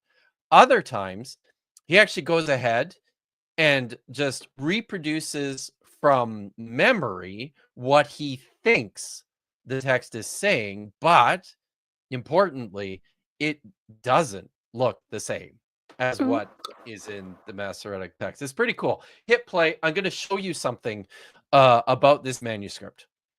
Okay. So this is what 1Q Isaiah looks like. Pretty cool, eh? So we're scrolling through here. Hello. There we go. You see that? Great place to pause. Okay. This is exactly what I'm talking about. Here's a situation. You want to put your cursor on that to show the nice people, Vish? Yeah, it's like all those nice evenly spaced lines and then this like squished part. Here's a place where the scribe left a blank line, or maybe even no, it looks like a single line blank. Yeah. And another scribe text worth of stuff. Yeah. Because the other scribe came along later and then filled in what was missing. But it was more than a single line's worth of text. So extra you've words got over that's the other thing. here, I'm glad you're pointing this stuff out. Like this is Dan made this point when he was on Ruslan's show earlier this week. Like 1Q Isaiah A, from a purely scribal perspective, from the perspective of scribal practices, is a bit of a mongrel. It's pretty sloppy. It wasn't extremely well copied. There's lots of mistakes in it. There's many places where other scribes have had to come in and fix things. So, but this is what Drew is talking about. This is all right. Let's pause it there, and maybe take him off the screen. Put up Drew's article and go to page. I got a couple things that I wanted to read from here. First, go to page 4 of the article. Okay. And after we do Drew's article and we move on with the video, we'll cover a couple of super chats. Oh dear. Can we? Okay. This isn't going to want to make the text bigger. That's frustrating. Oh, that is frustrating, but I'll do my best here. Okay. So here I'm just going to read in this paragraph, starting with noting these patterns. Drew says, I would like to propose an explanation for the phenomena in line with that of William Brownlee, my Dr. Grossfather. That would be my Dr. Father's Dr. Father. That's my dissertation supervisor, y'all. Most of the major first-time minuses in 1Q Isaiah A do not reflect a pre-Masoretic stage in the development of the text of Isaiah, but rather an exemplar used by the original scribe of 1Q Isaiah A, which had a damaged bottom edge. Upon reaching the defective edge in each column of his exemplar, the scribe dealt with any lacunous or illegible text in one of two ways before continuing, with the unaffected text at the top of the subsequent exemplar column. Sometimes he left blank spaces in his new copy to be filled in with the correct text from other manuscripts at a later time. Later correctors then supplemented the defective 1Q Isaiah A with the appropriate text from other Isaiah manuscripts as they noted them. At other times, the original scribe attempted full or partial reconstructions of the text based on whatever text remained legible in the damaged exemplar. Memory and contextual clues. Further investigation of the repeatedly observed features in 1Q Isaiah A and the points in the text where the proposed exemplar damage pattern is evident will be sufficient to confirm our explanation. We will first survey the 4 recurring features in 1Q Isaiah A and then proceed to work through the specific examples sequentially in detail. And that's basically what he does in this article, is he works through all of these examples in order to build his case. And I think it's a very convincing case. We're going to need it back, Vish, and then go to page 8, please. All right. And then I'm going to read a little bit from page 8 and 9. Is that page 8? So here, this is what he's talking about. The one that we just the one that I just read, that where Ulrich thought that maybe this is a secondary insertion that appears in the Masoretic text. Here's what Drew says. So this exemplar damage pattern can easily be seen tracing problematic text through the photographs of 1Q Isaiah A. Chapter 34 begins in column 28, and then lines 18 to 20. We can clearly see the later hand edition in 34:17 to 35:2, just as we mentioned. The next column, column 29, displays a text that is widely divergent from all other known witnesses at 36:11 to 12 on lines 15 to 18, marked by marginal amnu. The column after that, column 30, has an obvious secondary insertion at 37:4 to 7 on lines 10 to 12, and so on and so forth. I won't go through them all. Now, if you can skip forward to page 13, I want to show you something. Remember how I said he goes through all these examples, and then, yes, this is the one. So he goes through all these examples and shows you, where blank lines were left and where a second scribe had to come in and fill them in. Remember, that's not what always happens. Sometimes the scribe was really brave and he figured he could, fix the text from memory. And here's one of these examples. In chapter 36, verse 11 to 12, I'll just read what Drew says here.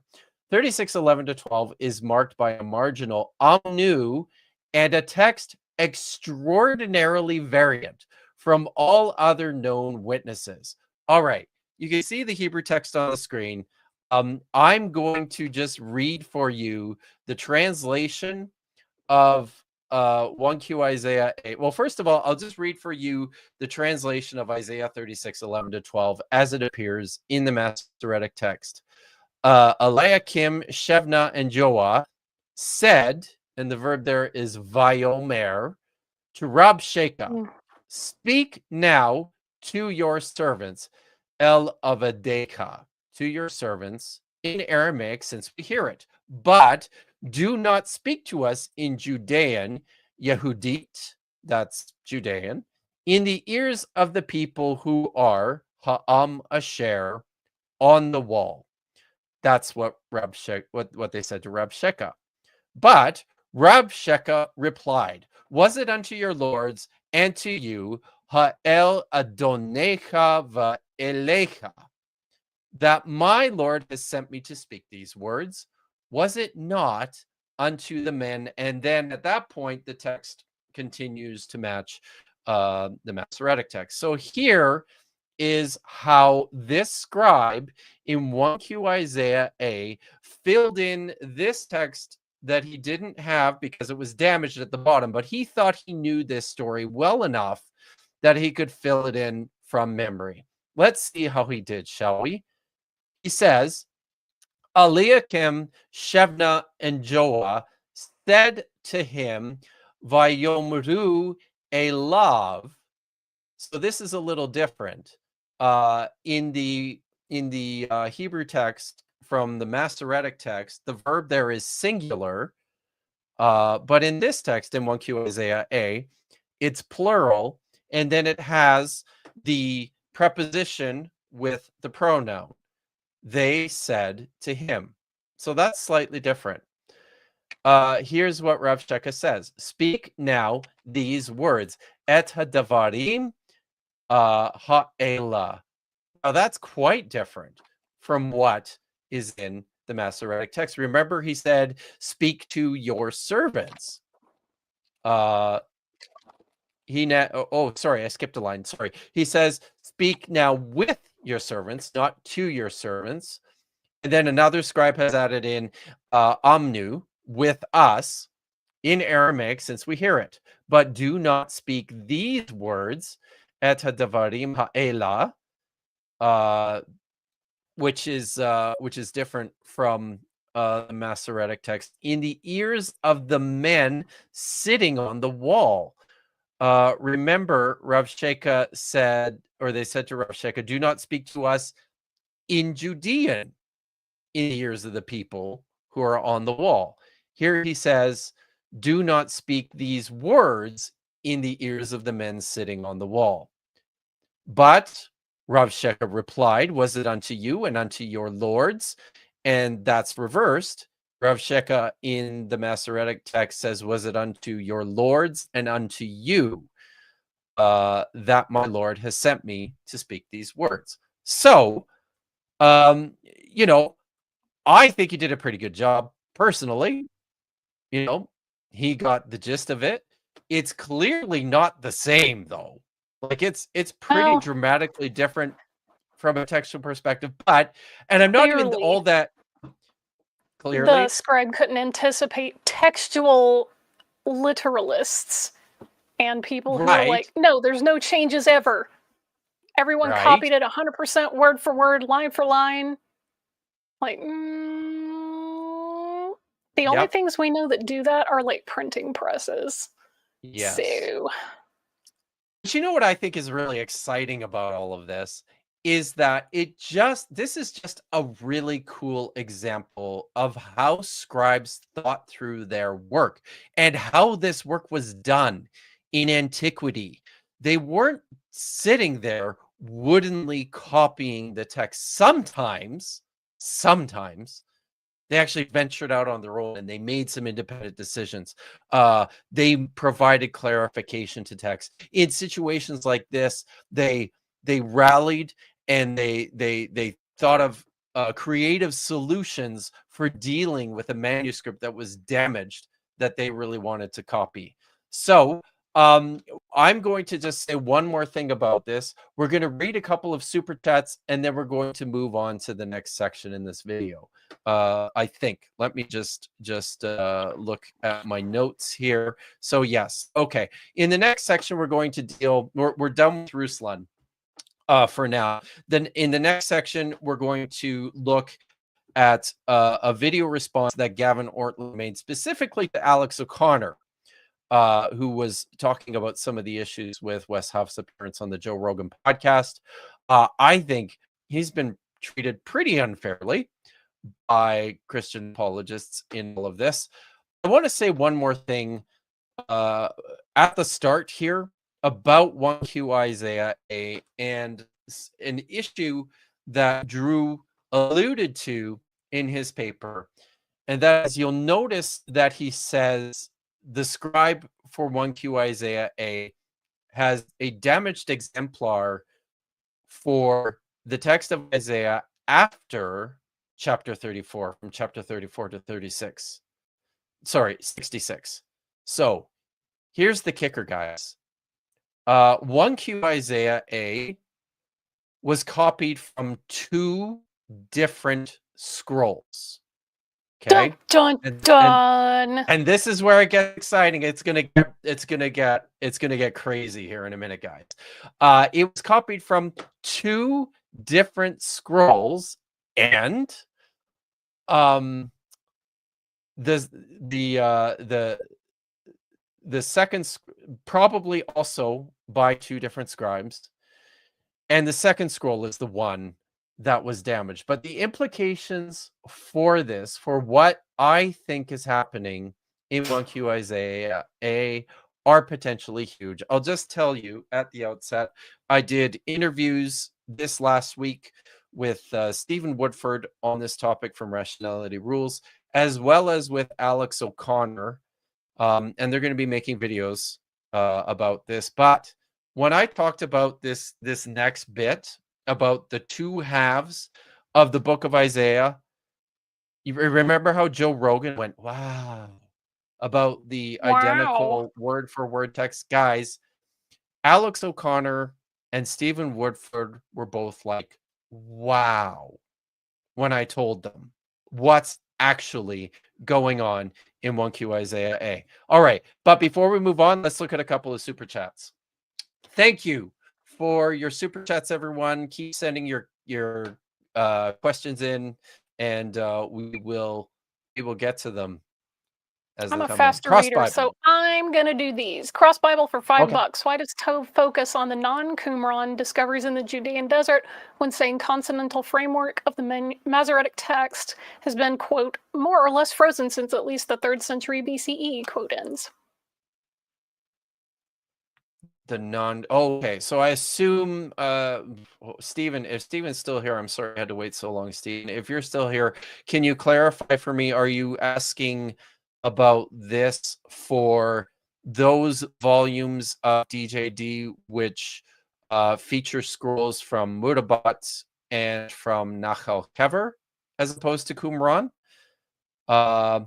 I'm not sure. I'm afraid I feel bad here because I told you you should spend money and ask questions on my stream.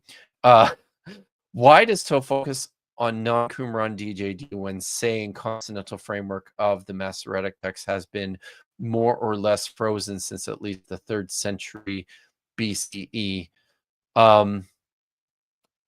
I would have to, and so I would, okay, I'm going to try and guess what you're getting at here without having a really clear idea, without seeing the statements by Tove himself. I'd have to go back and look. I don't remember this offhand.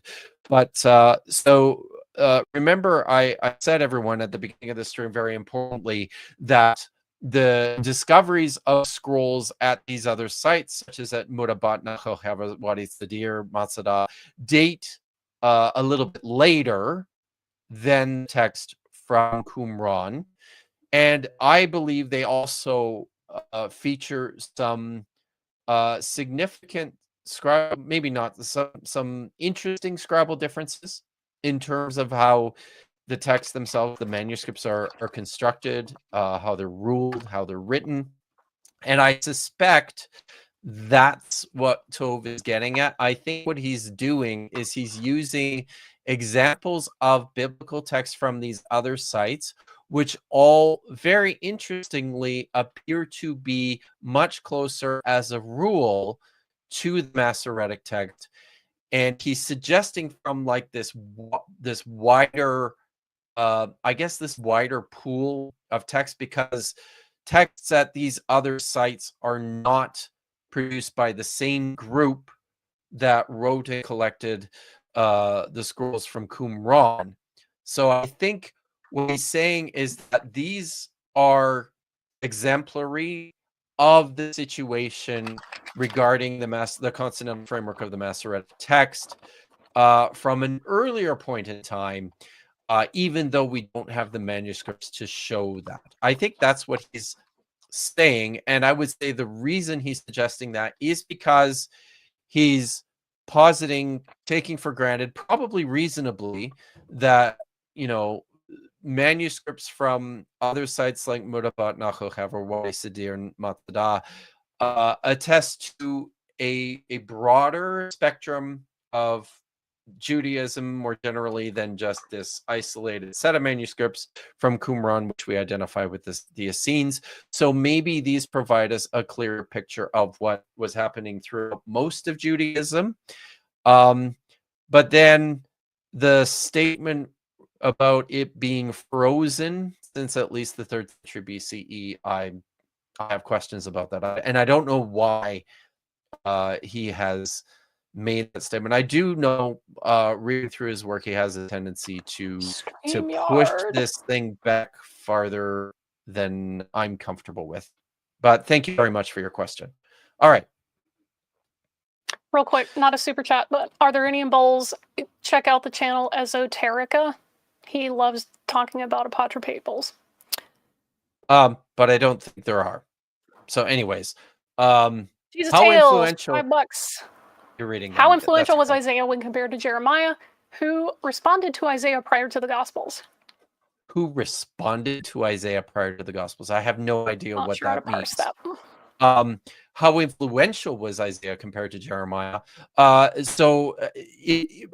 the surface, it looks like not nearly as influential, just based on the fact that citations and commentaries on the book of Isaiah in our early Jewish literature, which comprises the Dead Sea Scrolls and the New Testament, Isaiah tends to be featured. The text of Isaiah tends to be featured more clearly and obviously, whereas we have fewer copies of Jeremiah in the Dead Sea Scrolls. There are no Pesharim of Jeremiah in the Dead Sea Scrolls. So on the surface, it looks like Isaiah was more influential. However, you need to read my PhD dissertation, which was published in the Studies in the Text of the Judean Desert, Volume 111 in 2015, 2015, I think. I make the case in that volume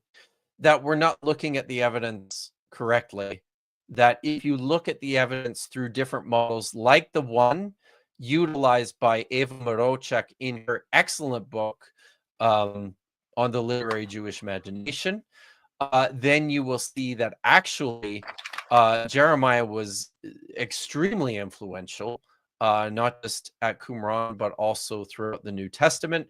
But I'm just going to have to tell you, go get the book and read it. There you go. I did it. I made a book plug. I plugged my book.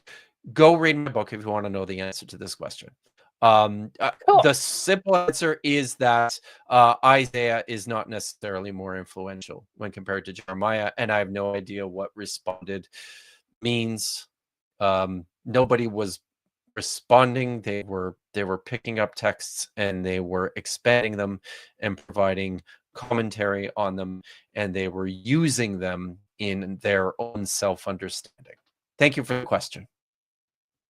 David Z for 5 beaver bucks. You also have some very not sharp people in your audience.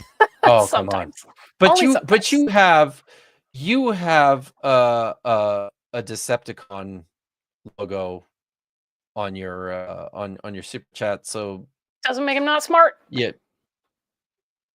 Yep. But thank you for the question or the comment. Steve Williamson, Yay! super sticker Steve for Williamson with the super $3. sticker. Thank you. Mayor Lander for 5. Awesome presentation. This is for your Dead Sea Squirrels collection. Thank you for sharing your knowledge and expertise. Thank you very much, Mail Radar. Yeah. Those are all the super all right, is that chats. it? The other Okay. things are just starred comments. We will do the rest. Okay, yeah, let's quickly look at some start comments and then no, they're good. We're good. Later. Okay, we'll do those later. If you have more questions or comments, feel free to throw those in and we will cover those at the end of the video. So we're now going to watch Gavin Ortland's response video to Alex O'Connor on this issue.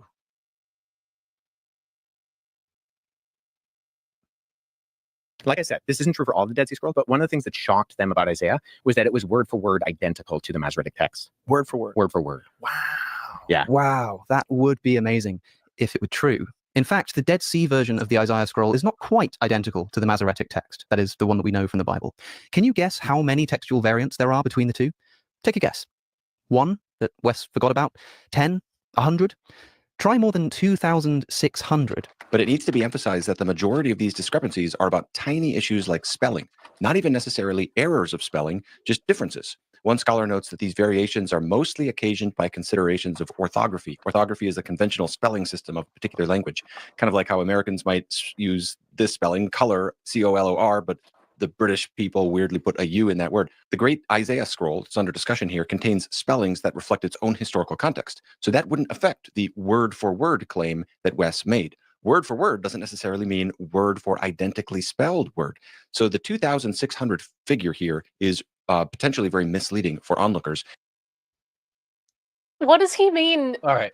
Weirdly, does he know the history of why we don't use the OUR spelling or the OU voweling? Clearly Oh my god, not, right? not Yeah, going there. so Just gonna. I'm sorry I talk so slow. I'm trying hard. You guys. talk slower And than and- me.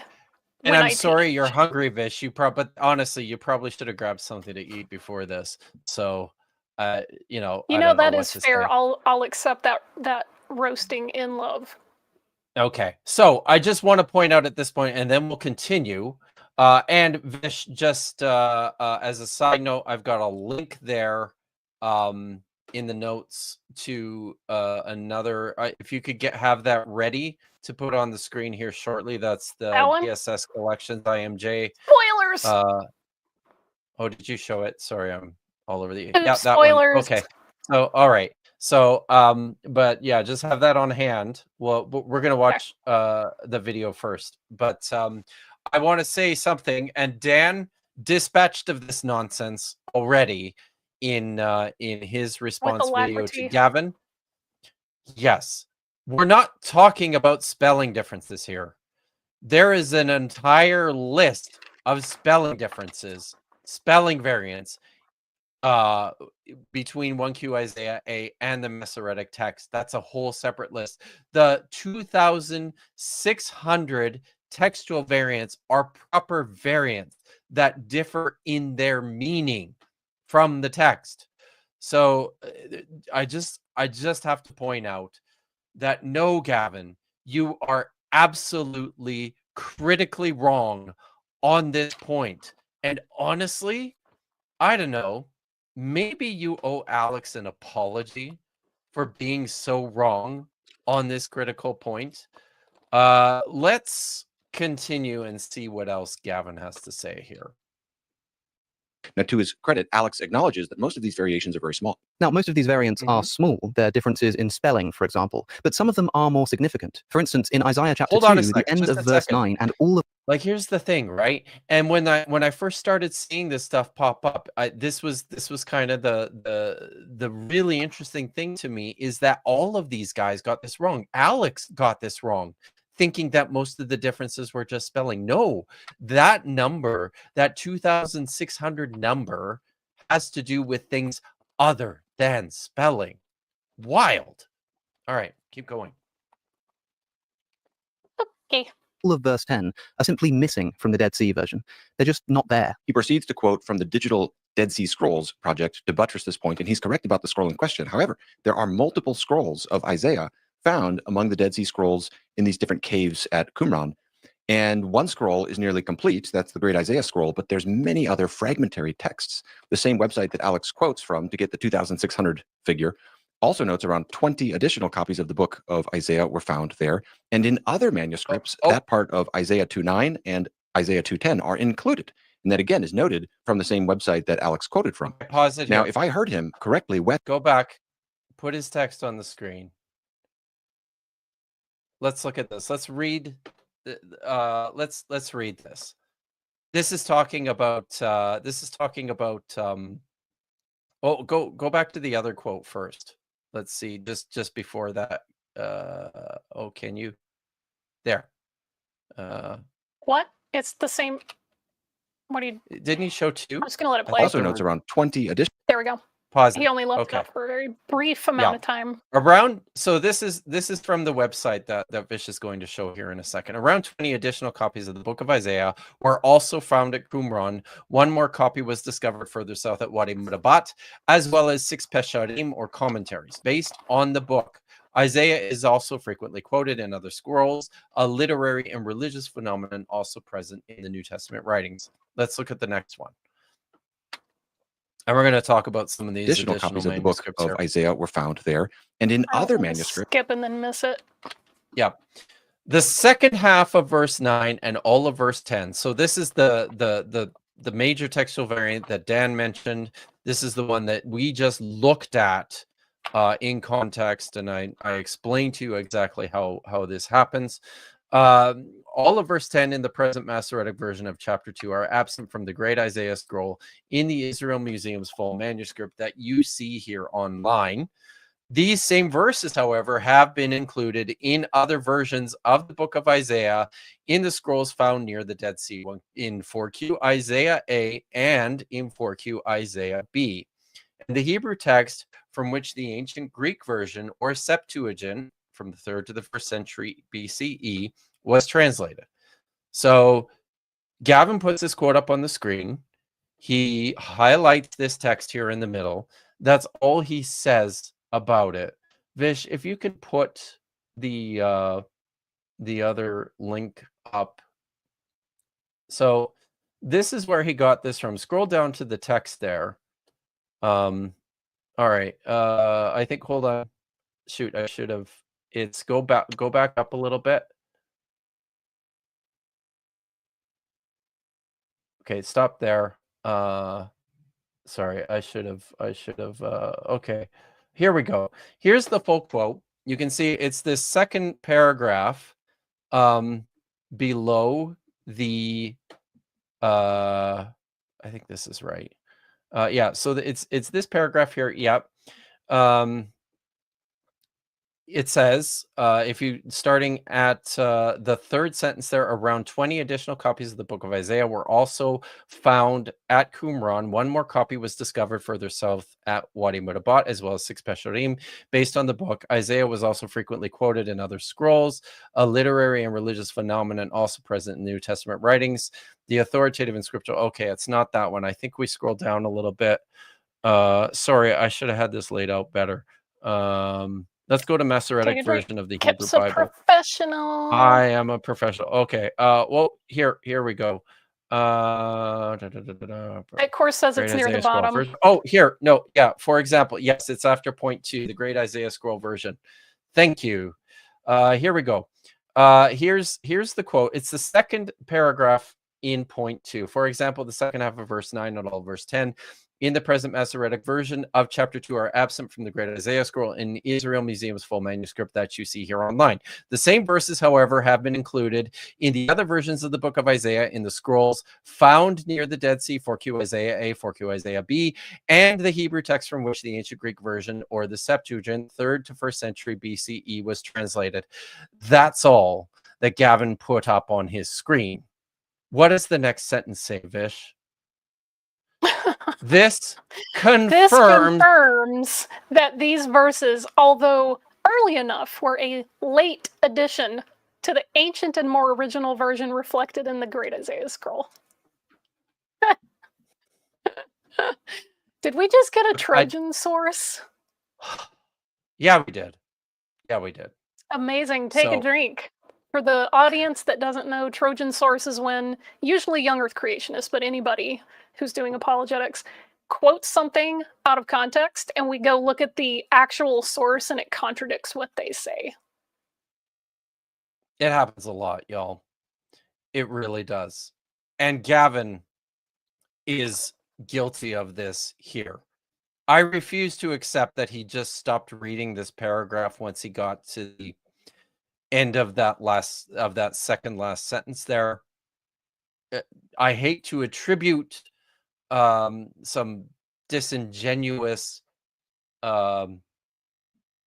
efforts here, but I gotta say, it looks like this is something he left out of his quote on purpose. The only way that I could see him getting out of this is if he's quoting someone else who quoted it and That left that could last be. sentence out. He talked about this coming from the So, exact Gavin, don't same at me and say that I'm website, not being charitable.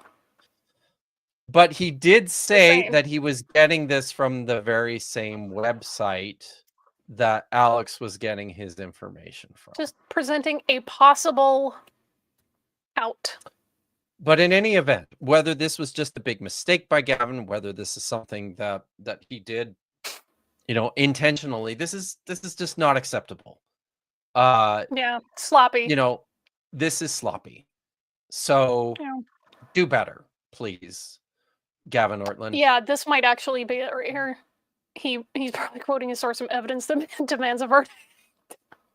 Maybe that's it. Well, it's good to see Digital you here, Gnosis is Nathan. very heavy on the sarcasm today, so He certainly is. that's All right. amazing. Okay. Yeah. Let's bring the video back up, and we're gonna watch the rest of this clip with Gavin. Scripts, that part of Isaiah 2:9 and Isaiah 2:10 are included. And that again is noted from the same website that Alex quoted from. Now, if I heard him correctly, Wes seemed to acknowledge that not all of the Dead Sea Scrolls have the same degree of accuracy. So perhaps he was talking about the overall information yielded from the Dead Sea Scrolls as a collection of texts, rather than just one manuscript among them, because he's certainly aware of the diversity of manuscripts that we have. It's kind of tricky because the Dead Sea Scrolls they're like a library that we refer to. So it's approximately 970 documents, but it's distributed out between 10,000 and 11,000 fragments. So there's a lot going on there, right? So I'm not 100% sure what Wes meant by word for word. I'll leave that for him to clarify. And I've not reached out to him to ask what he meant because I imagine he is fairly inundated these days. And I don't have enough expertise in this area to even have a real fine-tuned opinion of how close exactly. Sorry. I don't want to reach out No, to you him. don't. He's probably busy. I'm also not an expert. I'm gonna give you my opinion anyway. Come on, man. Really? But I is read the some books. Scrolls and of the Masoretic text. But the general point that Wes was making seems totally correct here. The It discovery of the Dead Sea seems Scrolls was a remarkable confirmation that the Hebrew text that we have had all along goes back into deep antiquity. This point is not unique to Wes Huff. It's widely recognized. My favorite commentary on Isaiah that I use whenever I preach from this book notes the overwhelming identity between these two as an astonishing tribute to careful copying. Here's how another scholar puts it. Pause it there for a second. Oh, Yeah, let's Gleason Archer, take a drink. So this is the same text that Wes had in mind, right? Look at this one. So this is this is J. Alec. Is it J. Alec Moyer or Moeller? I can't read it, but importantly, this is a commentary that was published by InterVarsity Press, which is not an academic press. And this is, if you caught that, Gavin says this is the commentary he uses when he preaches on the book of Isaiah. Guys, there's all sorts of different kinds of commentaries that you can buy. This looks to me like it's probably a preaching commentary, which is going to be wildly different. Maybe not wildly different, but certainly he said he preaches out of this different. book. Not this book, probably he meant the Bible, but still, it's like, come on. This is why I was like, hey, maybe he's just quoting someone else who left out that thing, so not beating the charges in my book. Yep. The point I want to make, though, is that this is not a critical text. This is not a critical source. It's not a critical commentary. Okay.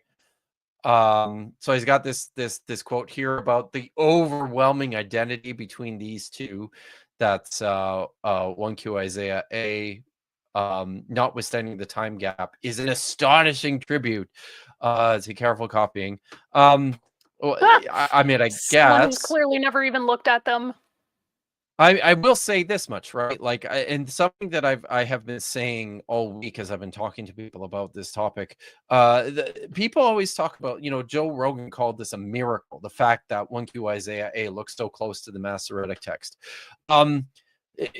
like this, it's exciting, it's wild, it's amazing to us, I think. But guys, this is typical.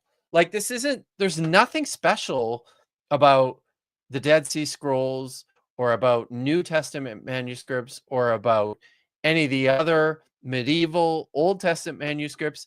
If you look at any ancient manuscripts of, You should clarify really any quickly because ancient someone's going to work, clip that out of context, what should I clarify?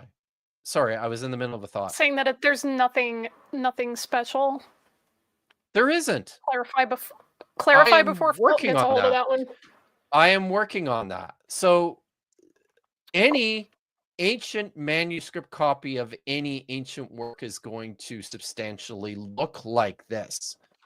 There's going to be quite a bit of correspondence between, you know, our oldest manuscript copies of Josephus or Plutarch or Sappho or, you know, anything when compared to later copies and later versions and the text that we have. It's just, it's not that special. And yeah, there's going to be textual differences and some errors in there too, but I think in terms of the percentages, there's nothing remarkable about the Dead Sea Scrolls or any other biblical manuscripts when compared to other ancient manuscripts with regards to the copying fidelity. That's the point. Okay. And then we can continue here. Overwhelming identity between these two as an astonishing tribute to careful copying. Here's how another scholar puts it. Even though the two copies of Isaiah found in Qumran Cave 1 near the Dead Sea in 1947 were 1,000 years earlier than the oldest dated manuscript previously known, AD 980, they proved to be word for word identical with our standard Hebrew Bible in more than 95% of the text. But in one manuscript, the preserved text is almost letter for letter with the Leningrad manuscript. And then it notes that this 5% variation is mainly variations in spelling or obvious slips of the pen or that kind of thing. So we Obvious talked slips about of the that. pen. Yeah, we talked about that one. Okay, pause it there for a second. We'll move right into this. But we talked about that one, right? That quote from Gleason Archer at the beginning of the video. Wes mentioned this is the text that he had in mind when he made that statement. I think it's funny that that Gavin quoted that to support Wes's claim made on that overstatement of the text. You'll notice as well that yeah, it's we've talked enough about Gleason Archer, but this is what I really want to get into. So Gavin mentioned that there are 22 or a total of 22 copies of Isaiah in the Dead Sea Scrolls. I actually think it's 21. So here's what's really, really cool, in my opinion, about 1Q Isaiah A. And that is that right in the middle of the scroll, right at the end of column 27, right at the end of chapter 33, what do we see there? Let it play for a sec, Fish. I've highlighted it for you. Oh, what's that? Whoa! Look at that. What do you see there? Little Pause blank it. space. There's a blank space there. If you look at the bottom and you compare it to the column right next to it in column 26, you will see that is a blank space comprising 3 full lines. That's 3 full empty lines of text at the end of chapter 33, at the end of column 27 in this manuscript. Now, why? You'll also notice that do you see the stitching on to the left of this column here? So this is how scrolls are made, right? Scrolls are made out of animal skins. They're prepared and they're cut and then they're ruled vertically and horizontally, and then scribes will write on the individual sheets, and then in the last stage of the process, they're stitched together. So this is a transition between sheets. Now, here's what's really wild here.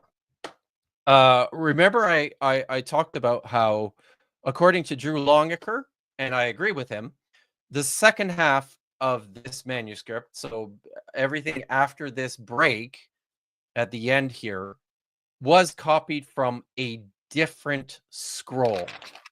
Okay, so the first half of 1Q Isaiah ending at this blank line, this blank set of lines at the bottom of this of this column, that was all copied from one manuscript, from one scroll, and then everything following that was copied from a different scroll.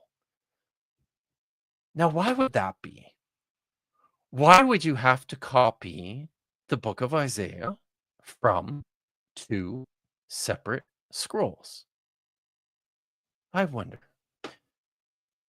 This feature of 3 blank lines at the end of a column on a manuscript is it's not unknown, but it's pretty rare. And the reason why it's pretty rare is because this kind of a section break in all of the manuscripts that we have from this period, all the Judean manuscripts that we have among the Dead Sea Scrolls, where we do see this kind of a break occasionally, it always means the same thing. What it means is that there is a transition here between the end of a book and the beginning of a new book. So you have a picture here, Vish, on the screen. I've highlighted this. This is another fragment, the infrared picture on the left there. This is another fragment from a different manuscript in the Dead Sea Scrolls. This is a copy of this is it's called 4Q Paleo Exodus Leviticus. I think this one's Exodus Leviticus. Oh, sorry, no, this is Leviticus Numbers. So this is 4Q Paleo Leviticus Numbers, and what you see there is the transition between the final verse in the book of Leviticus and the first verse of the book of Numbers. This is how scribes did this. And we have multiple examples of this. This appears in 4Q Paleo Genesis Exodus L. This appears in copies of scrolls containing the 12 minor prophets, where there are changes from one prophetic text to one prophet to the next. So in the transition from like Hosea to Joel on this manuscript, there's a break. There's a multiple line break. It always only means the same thing. So if this is what this kind of a break means, then what does this mean for 1Q Isaiah A? And what does this mean for the book of Isaiah in the 1st century BCE, the beginning of the 1st century BCE, when this manuscript was copied by this scribe? You guys picking up what I'm putting down? Scholars call it 1st Isaiah, 2nd Isaiah. There's more than one, and they got stitched together later. Yes. So, press play, because I think we're going to go into my brief discussion about the compositional history of the book of Isaiah here. But I think that's pretty cool. In my opinion, that's one of the coolest things about this manuscript. So here we have, pause it there for a second. Scholars for a long time, 200 years now, have been very strongly convinced that 1st Isaiah is comprised of prophecies and writings that can potentially date as far back as the 8th century, perhaps even to the prophet Isaiah himself, Isaiah ben Amoz. And they tend to set this division between Isaiah chapter 1, verse 1, all the way to the end of chapter 39. I think there's evidence here that potentially this division could have happened earlier, perhaps at the end of chapter 33. And then scholars have also noticed that the second half of Isaiah, now from chapter 35 or from chapter 40 through to chapter 66, is comprised of an additional 2 separate compositions written by different people. The first, in chapter 40 through 55, verse 13, we identify as Deutero or second Isaiah. The third, in Isaiah 56 through to the end of the book, we call third or trito Isaiah. Just hit play there. Let's look at the dates of this. Scholars will tell you that first Isaiah was composed, pause it for a sec. Oh, sorry. I was late with that. If you can pull that back up. Okay. She's doing the Wait. backspace. So scholars will tell us that first Isaiah, remember, was written in the 8th century, maybe sometime between 750 to 700 BCE. Second Isaiah was written in and around the time of the exile, sometime between 586 and 530 BCE.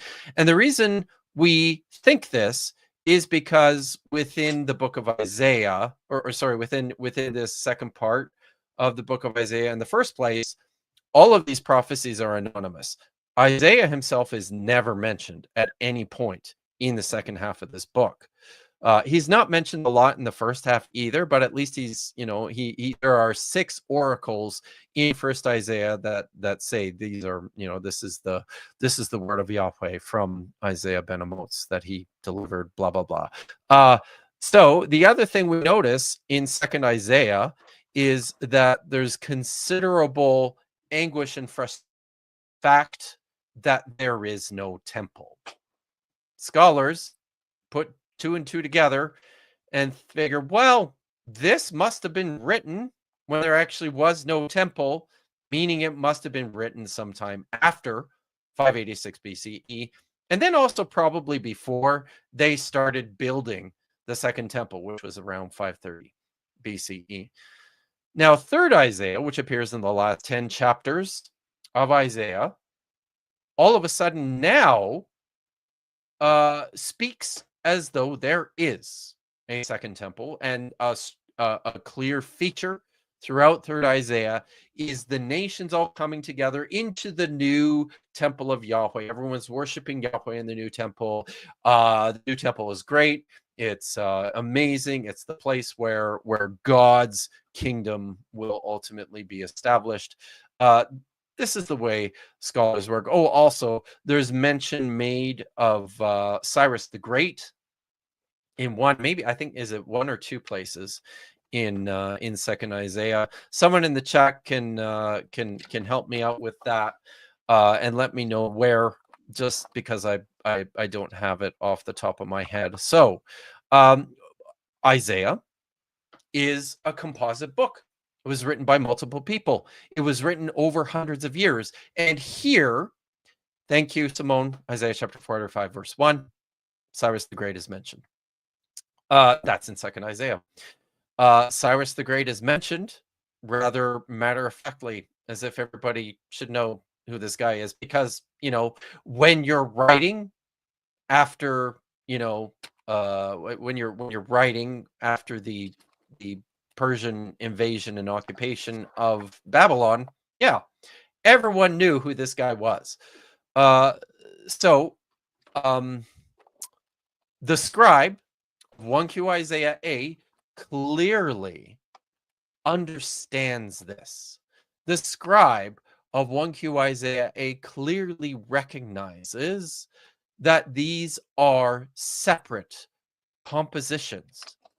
And I think this is a very big deal, because I don't know what Gavin or Wes or Ruslan think about the book of Isaiah, but I'm, willing to bet that they may not be especially comfortable with the idea that Isaiah was written over hundreds of years by multiple different scribes. Just a hunch, but you know, I sense that that may be the case. Now, I'll just give you a couple of quotations here to this effect. This is, and what I'm presenting to you here, friends, this is the majority position with regards to the book of Isaiah. This is also the majority position with regards to scholars who actually work on the manuscript 1Q Isaiah A. I'll just read a couple of quotes for you. My Dr. Fodder, Professor George J. Brooke, has written 2 articles on this feature. He calls it the bisection of 1Q Isaiah A. There's a, I don't know if you can see it. There's, no, you probably can't. I have to move. There's like on the bottom shelf there, I have like those paper boxes.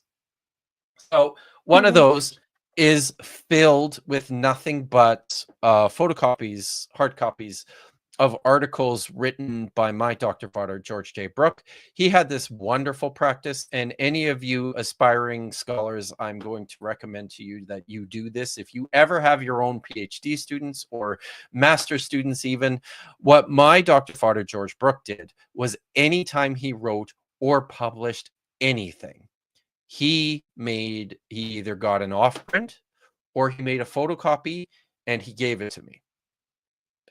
Nice. You know, just unprompted, I would show up. Here you go. This is the latest. And my Dr. Fodder wrote a lot. So I've got a whole box full of articles that he wrote and passed on to me when I was a PhD student. You damn well better read. You damn well better know I read them when he gave them to me. But he wrote 2 articles on this feature on the bisection in 1Q Isaiah A. Sadly, I went looking through my box yesterday and I couldn't find either one of those articles. It's really frustrating. I don't know where I put them, but this is the way my life tends to work. So I don't know what to do about that. Anyways, I mentioned that I'm sorry I can't get some of the things that he said about this particular feature in this manuscript. I'll just read a couple of other things. James Davila did the edition for the Torah manuscripts from K4 in the Dead Sea Scrolls, and he makes the same observation, right? He says normally about 4 lines would have been left blank prior to the beginning of the new book. In the official publication of 1Q Isaiah A, that's DJD 32, written by Eugene Ulrich and Peter Flint, they say this about the bisection at the end of column 27 in 1Q Isaiah A. The sense divisions show, that's all the sense divisions, so all the paragraph divisions, these show that 1Q Isaiah A has an interval at all the major new sections ascribed to different compilers: Isaiah 13, Isaiah 24, Isaiah 28, 34, 36, 40, 56. Codex Leningradensis has many of those marked, but it has no division at all before chapters 28 and 34, and only a minor division before chapter 36. The contrast at Isaiah chapter 34 is remarkable, since 1Q Isaiah A leaves 3 entire lines blank, signaling the major division between the Isaiah of Jerusalem collection and the post-exilic collection, whereas the Leningrad Codex does not seem to recognize that division. All right, because I can't remember if you can show me, Vish, what's next on the presentation here. Just hit play and we'll talk some more about this. All right. Okay, here's another quote, also from Eugene Ulrich. This comes from this book, The Developmental Composition of the Bible, the Dead Sea Scrolls and the Developmental Composition of the Bible. And just hit pause when it ends. The realization that the book of Isaiah was composite, which became common knowledge with Bernard Doom's separation of 1st, 2nd, and 3rd Isaiah, continues to expand. He's saying our understanding of this is growing. William L. Holliday's subtitle, Isaiah, Scroll of a Prophetic Heritage, is insightful and instructive. The book continually experienced growth and development. The recognition has also been operative that the composite nature of the book extends even to short exclamations such as this one that appears in Isaiah 48 verse 22, verse 22, there is no peace for the wicked, says Yahweh. But even when the additions are not so unrelated to the preceding material, we should expect that numerous hands have contributed in a wide variety of styles to the developing text that eventuated in the book of Isaiah. We should not be surprised that there are numerous late insertions into the text of Isaiah, nor should we be surprised that when we are able to detect an expansion in an extant manuscript, we may find 2 or even 3 expansions added together. Guys, this is the mother of all expansions that we see in 1Q Isaiah A. We see the end of a complete book of Isaiah after chapter 33, and the beginning of an entire new book comprised of Isaiah chapter 34 all the way to the end of Isaiah chapter 66, copied from a different scroll, copied by a different scribe, starting on a new sheet that was eventually stitched onto this copy of First Isaiah. This is the mother of all expansions. In my opinion, that's a massive difference from what we see in the Leningrad Codex or in any other Masoretic text of this book. Can I get an amen? Amen. Thank you. Hit play, because there's more. There's more, guys. It might take a second because I was anticipating that I would have to read this. Okay, let's look at this. Here we have, pause it there for a second. Now, the question is raised often that the classical division between 1st and 2nd Isaiah appears between chapters 39 and chapter 40. However, in 1Q Isaiah A, you see the division at the end of chapter 33 and the beginning of chapter 34.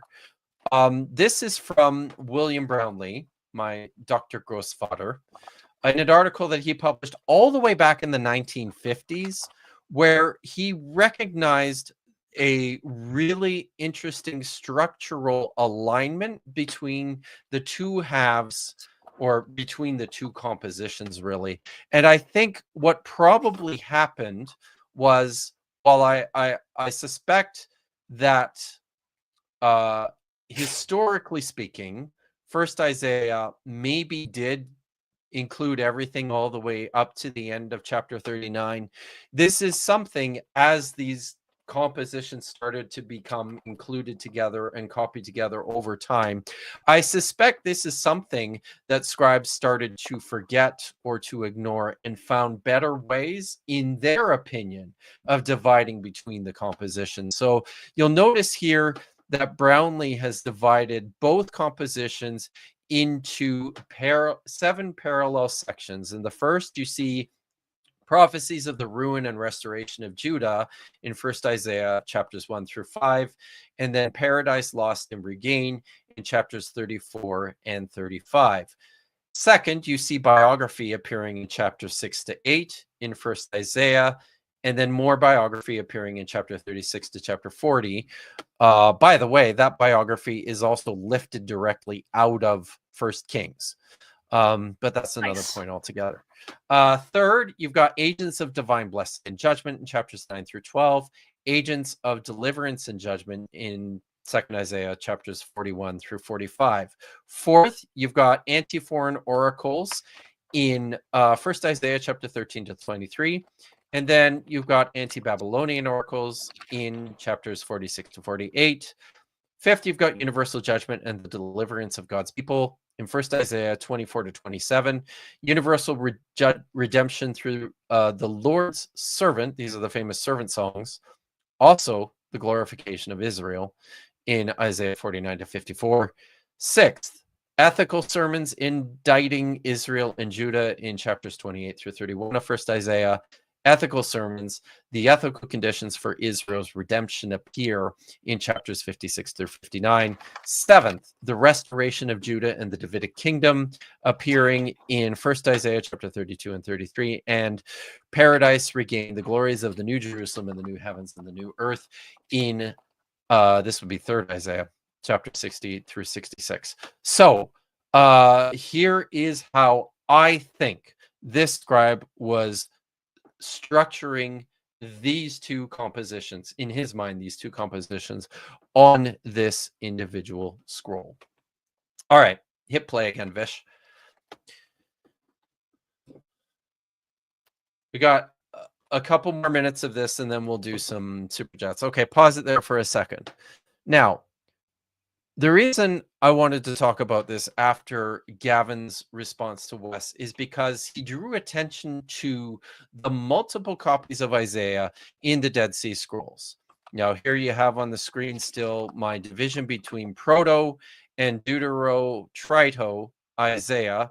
Now, there on the bottom right is a listing of the 3 manuscripts from Qumran. That's 4Q1, or sorry, 1Q Isaiah B, 4Q Isaiah B, and 4Q Isaiah C, in addition to 1Q Isaiah A, which scholars believe comprise the entire book of Isaiah from chapters 1 through chapter 66. And there you can see the extant material. We have material from Isaiah chapter 7 through 66 and 1Q Isaiah B, material, although fragmentary, from the entire thing in 4Q Isaiah B, and then from chapters 9 through 54 in 4Q Isaiah C. Scholars tend to think, yeah, these were probably complete copies of the entire book of Isaiah. I hope that's clear. Okay, hit play. Now, there were an additional 17 copies of Isaiah in the Dead Sea Scrolls. Pause it. Look at this. And I think this is huge. This is really significant. These are all the manuscripts which contain only text from First Isaiah. 4Q Isaiah A, 4Q Isaiah E, F, J, K, L, O, the papyrus copy of Isaiah from K4, and 4Q Isaiah R. Look at this. These are copies of, at best, First Isaiah. Maybe not even that much. Maybe some of these are only copies of a couple of chapters or a few individual oracles from Isaiah. But here's the point. First Isaiah is something that was recognized by the people who wrote and collected the Dead Sea Scrolls because it's a real thing, because it's an actual thing that happened in the developmental composition of the book of Isaiah, and we now have hard manuscript evidence to demonstrate this. Play again, Vish. Craig Little says no one's taking me seriously because of my Kimmy ponytail. Your Kimmy ponytail? Oh no, it ended. That was it. Can you back it up? Oh shit! I have to show the. You gotta tell me these things like. I'm sorry. I'm bad. There we go. Pause it before it drops. Okay. Here we go, guys. These are all the manuscripts that contain only text from 2nd and 3rd Isaiah. 4Q Isaiah D, G, H, I, M, N, Q, and 1 copy of Isaiah from Qumran Cave 5. These only contain text from 2nd Isaiah through 3rd Isaiah, or maybe some of these copies, like look at some of these, maybe text manuscripts like 4Q Isaiah I, M, 4Q Isaiah N. Maybe these only contain text from 3rd Isaiah. Maybe 4Q D, G, and maybe 4Q G and H only contain text from 1st Isaiah. We don't know. But what we're really confident in is that these were not copies of what we now call the book of Isaiah. These are copies of 2nd Isaiah, or maybe 2nd and 3rd Isaiah, or maybe just 3rd Isaiah, or maybe just a few oracles from those manuscripts. Can you put that comment up from Kyle Pratt on the screen? I would do it, but this is a wow moment, guys. This is what Joe Rogan should have been saying wow at. This is what's going on in 1Q Isaiah A. This is what's going on in the Dead Sea Scrolls insofar as the book of Isaiah is concerned. Yeah, it is.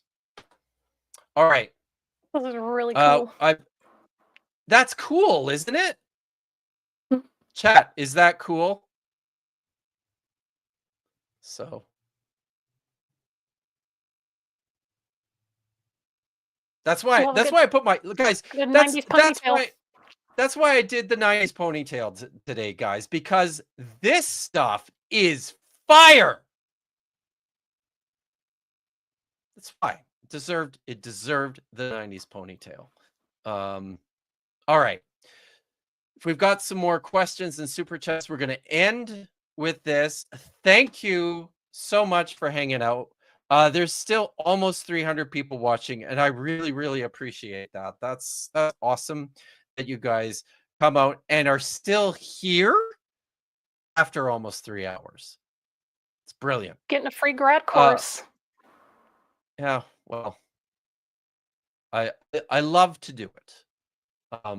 But I also need help to do it. So I really, really appreciate your donations and your super chats to keep this kind of stuff coming. Are you going to read them because I suck at it? Would you like me to? Mm-hmm. You don't suck. I just read faster out loud. Okay. Just the thing. Ben Vaughn for $20. Sadly, apologists are going to do apologist things. Have a drink on me and keep up the wonderful videos and scholarship. Thank you very much, Ben Vaughn. I hope you had a wow moment today. I hope everyone had a wow moment today. Jennifer Silvas for 10. Thank you, Dr. Kill. Thank you, Jennifer. It's good to see you here. And is that it today? We got some other stuff, right? If you want more, Kip, my episode with him is... Oh, it's out! This is Hayden Tank. Yeah, so give us the link, Hayden, and we'll stick it in the description, and maybe we can pin it in the chat. Vadim, thank you for the €5. You didn't do the ponytail to praise Princess Celestia, so unsubscribe. God damn it! I guess you can't. You can't. You can't please everyone. Yeah. So I feel bad that I have no idea who Princess Celestia is. Do you know? It's all right. We'll get you your pop culture filled in eventually. I'm an old man, guys. I'm an old man. There's many of these things I am blissfully unaware of. All right, we have some other comments and some questions that we can look at before we get out of here. Well, somebody earlier was asking about like mythicism and the consensus of scholars on that, but it is just such a dense topic that I don't think that we can get to that. Maybe today. not the time and the place. I guess not the time and the place. Yeah. Perhaps in the future. Perhaps so in the future. The rest of these are mostly other things that too much time has passed for them to really have a whole lot of meaning and context. Yeah. So my apologies for that. This one might work, but this is from much earlier in the stream. So how are any of the sectarian texts? Yeah. So and this is he's got 1QS, that's the community rule. CD is the Damascus document, the Kodai out That's the war scroll, I'm pretty sure. Yeah. So we'll GM. So I mean, it's this is the problematic aspect. The problem with the question is that well, the reason it's not canon is because these texts were lost to history, along with who knows how many other texts that were collected by sincere groups of practicing Jewish people in in and around Palestine. We just don't know, right? He had history shifted and it looked a little bit differently. It's then it, who knows? Maybe 1QS or CD or the Hodea or the War Scroll would be canon after, Christians started to put together canons. Yeah, actually, this is a good point from Simone. We know of the Damascus document because the first copy was actually discovered in the Cairo Geniza. And it's quoted in Joonic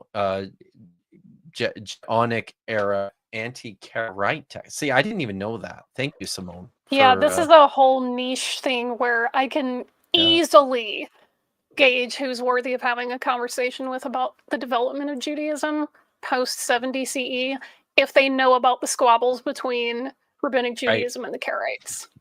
Right. No, that's good. Awesome. Yeah. There's a couple more coming in that I wouldn't mind.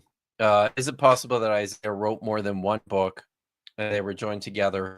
This is highly implausible because the second half of Isaiah is importantly set hundreds of years after Isaiah had already been long dead.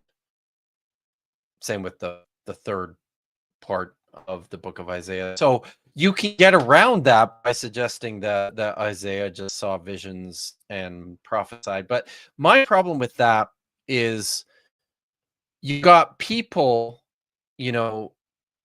existing for hundreds of years with rather limited resources when it comes to the copying and the preservation of literature.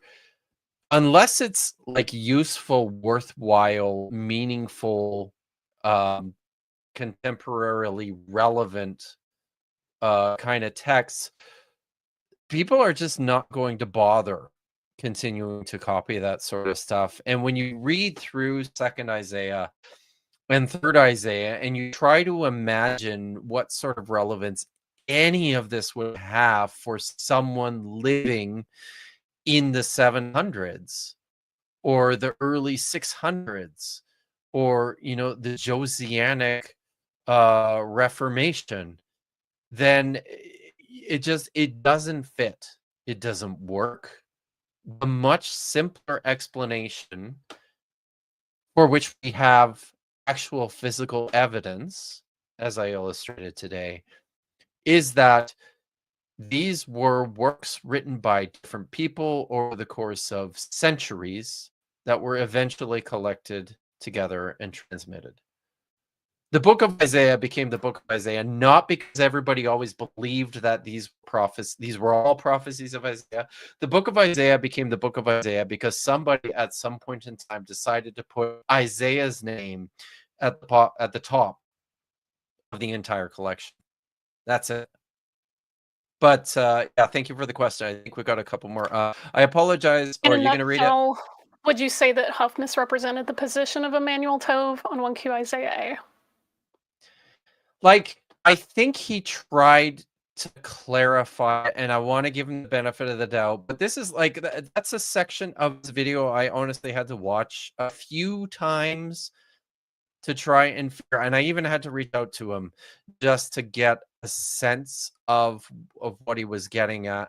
So I don't, if it came across that way, I don't think it was intentionally misrepresentative. I don't think he was trying to conceal anything, because in my conversations with him too, West is working with this other PhD student at Cambridge and another scholars, specifically to counter Flint and Ulrich's ideas concerning 1Q Isaiah A, which is currently understood to be a non-aligned text, as in it doesn't belong to any known text family.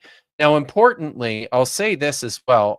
If Wes is watching, or if he happens to watch this, and if he happens to get through almost 3 hours, then way to go. But if you get this far, Wes, I would strongly recommend, I hope you've already picked up Drew Longaker's article on the second half of the Isaiah scroll having been copied from a separate exemplar that was damaged on the bottom. Excuse me for a second here. Yeah, right. Yeah, I'm good. So because one of the things that Drew says in the conclusion of his article, and I agree with him, is that understanding the second half, what we should be doing when examining 1Q Isaiah A is understanding it in these two halves. And text critically speaking, we need to separate 1Q Isaiah A, the 1Q Isaiah A copy of Isaiah of Jerusalem in chapters 1 to 33 and columns 1 through 27 as its own text, and classifying that text critically.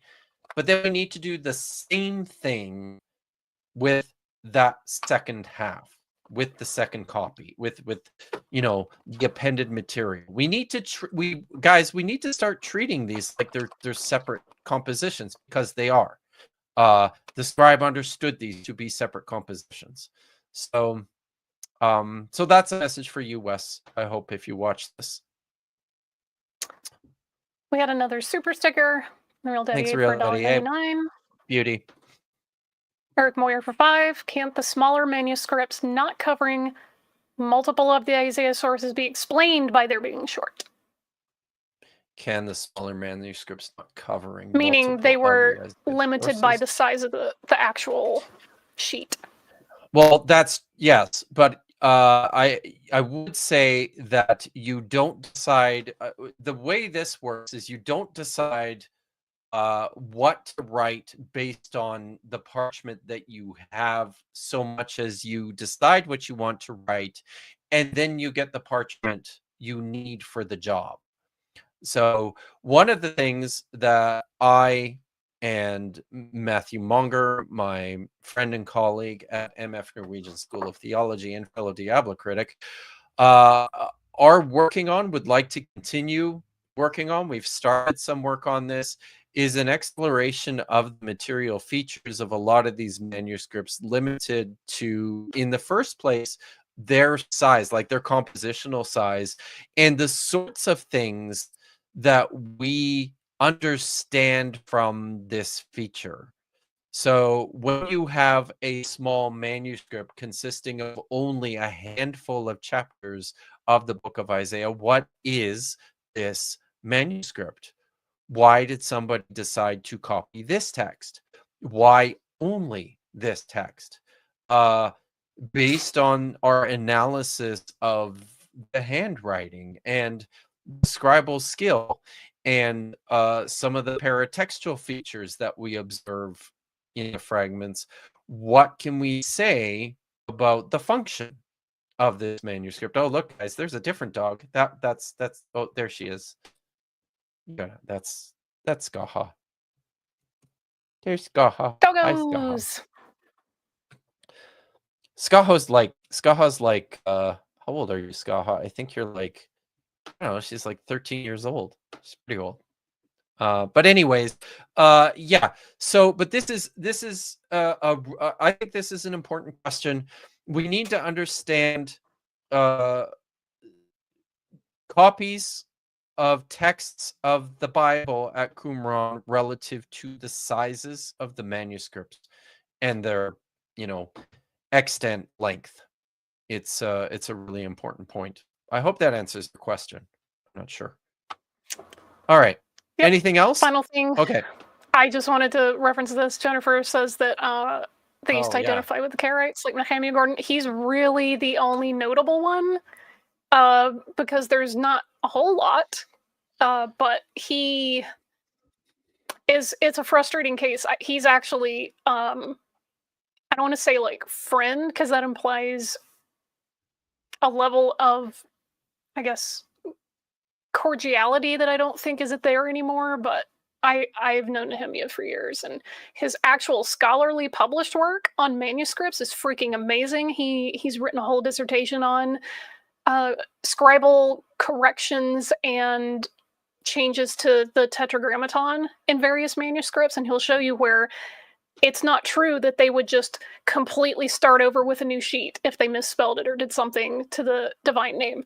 There are instances where they would cross it out, or they would scrape it off and correct the text. They would sometimes cut out just that section and patch it. Like, there's all sorts of really cool things going on there, but his like theological and political stuff, which is not related to his scholarship, I find that to be distasteful, we'll say.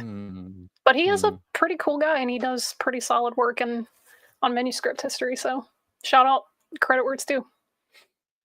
Awesome. Thanks, Fish. All right. Well, that's going to do it for us today. Do you have anything you wanna add? You wanna say anything coming up? No, I just want to leave everybody with a little positive message in honor of David Lynch, who passed away this week. Right. And it's a quote from Twin Peaks, which I think will kind of give everyone a little bit of joy. Every day. Hey, maybe hold on a sec, Vish. Maybe Okay. do you want to save that for the very end to Yeah, send us yeah, I can out save on it. this great Yeah, note? sure. And I will just say that I'll just talk about what's going on with me over the next little while. In 1 hour, I'm actually supposed to be on History Valley with Josh, so I got to get out of here pretty quick. Vish and I are going to be back tomorrow with Dapper Dinosaur, discussing my new favorite book. I'm just kidding. Bodie Hodges' book that he wrote on the Tower of Babel. So come check that out, please, everyone. We're back reading Hebrew every second Thursday, so we're not on next week, but then the subsequent week after that. I have stuff that I owe my patrons, so I guarantee that I will be getting the Amahai Mazar interview uploaded this next week. And I also will be publishing the second half of the child sacrifice conversation I had with Heath Durrell and Dan McClellan next week. So look for that. I've been way behind because of a lot of other things that have been happening. Okay, so that's what's going on. Let's hear from David Lynch. All right. And let's get out of here. This is a quote from season 1 of Twin Peaks, which is the objectively better season. Every day, once a day, give yourself a present. Don't plan it. Don't wait for it. Just let it happen. It could be a new shirt at the men's store, a cat nap in your office chair, or 2 cups of good hot black coffee. Thank you, David. And thank you, everyone. Have a great day. See you soon.